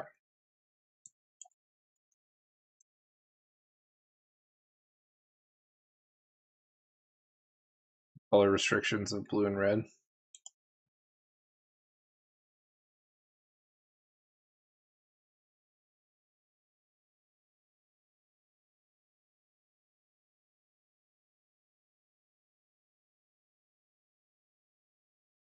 Most of the red ones are temporary effects. I don't know if that bothers you or not. Like, they get sacked at end step.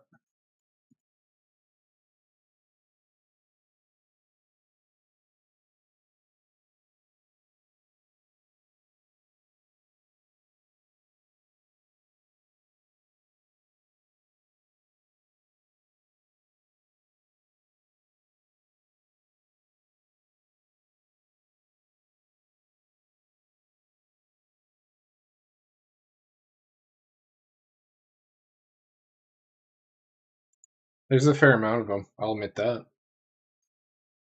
We at least have 13 pages to work with comparatively to like all the other funny stuff we've been talking about. Now, guaranteed that like these are not permanent. Like, you have to deal with getting a one and done kind of an effect.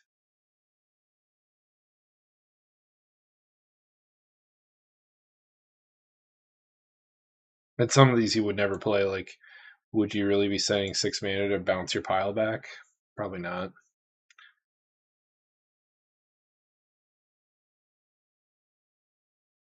Best one I've seen so far is Three Steps Ahead and Will of Timur.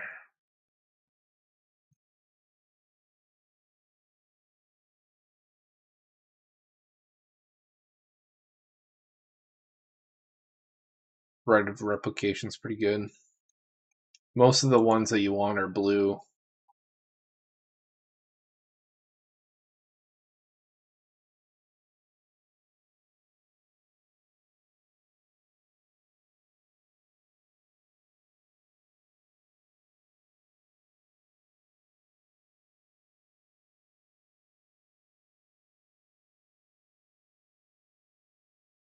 Ooh, Corporal Projection.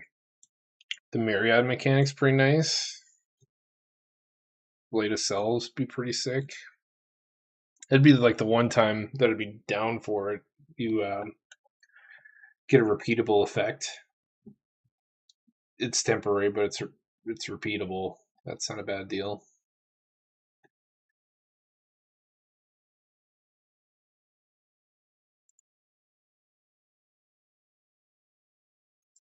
Oh, I have to do this weird verification thing. Okay. I think you successfully changed my mind. I think it's doable.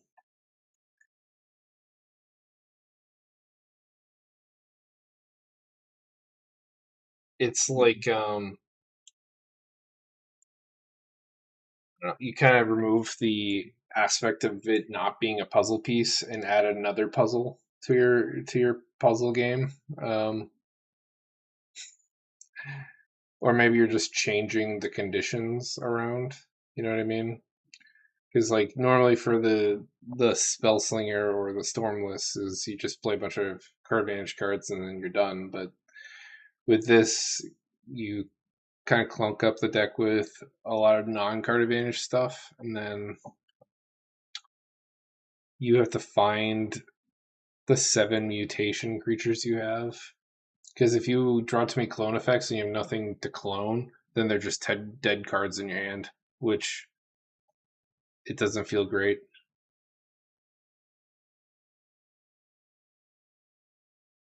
I think that would be the one big issue you'll have with doing it that way is if you don't have the mutate pile up and running or something happens to it, you'll be dead in the water.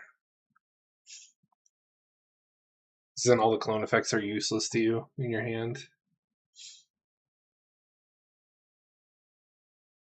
It's not only like more steps and more puzzles to the game, but it's incredibly risky.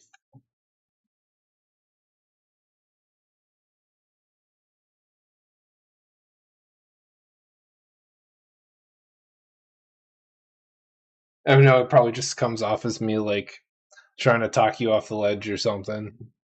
I'm just thinking of all the things of like what could go wrong because like most of my deck building process is like that. I imagine the worst case scenario, and usually because I do that, my decks are pretty consistent. Where um, I don't know, they're functional despite a lot of setbacks. And if you know your play group and you know the meta game where you could get away with the mutate pile and clones, then do it. I encourage it. Have some fun. Um, I don't know if I could get away with it in my like on Moto. There's no way. I feel like there's a lot of interaction. My local game stores also play a lot of interaction. They're more brutal. Like the meta at my local game store is they play exiling effects. Every piece of removal exiles something. Um, Regardless of how inefficient the spell is, if it has the word exile on it, people play it because I guess they've been burned one too many times by like recursion effects. It's weird. Like I've been hit by like things like dissipate and um, anguish unmaking and like even 4 to 5 drop spells that are wildly inefficient that just have the word exile as the reason they play it. So like, what's the 5 drop colorless spell that exiles something? I got hit by that at my store, and I thought it was weird. I didn't say anything, but I just was like, that's what's finally solidified that like this is the meta here, and there's nothing I can do to change it. But like when I go to my local game store, I've changed my decks to match that.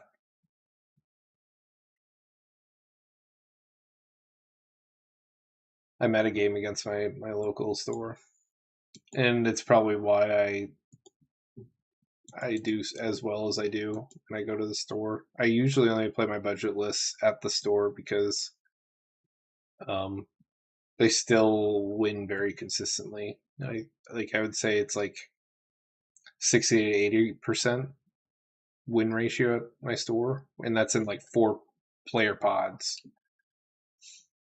Uh, I don't bring out anything more than $100 because I don't know. I don't. I've been trying to make friends, not make enemies, and I still probably end up making enemies with how often I win at the store.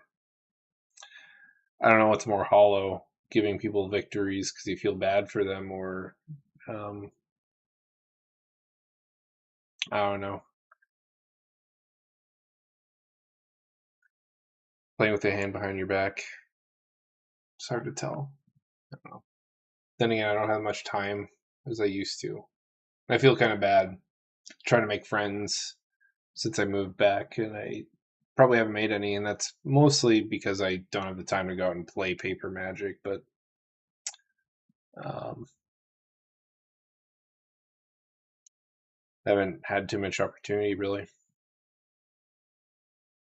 and I have plenty of friends. Like when I'm not like making YouTube videos or doing the streams, I play online, just any game. It's not always Magic, but I have one friend I play Magic with all the time with, and he was an old roommate of mine. I still talk to him to this day. He's what I call one of the pillars of my play styles and personality. Taught me a lot about tempo, and he still takes a lot of games off me. I lose a lot to him.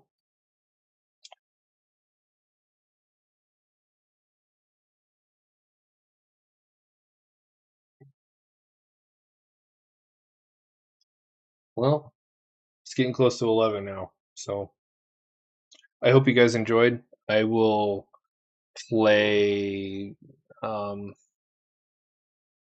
Kefka tomorrow. I'll make the whatever the thumbnail tonight. Thanks for watching. Hope you all enjoyed. Take care.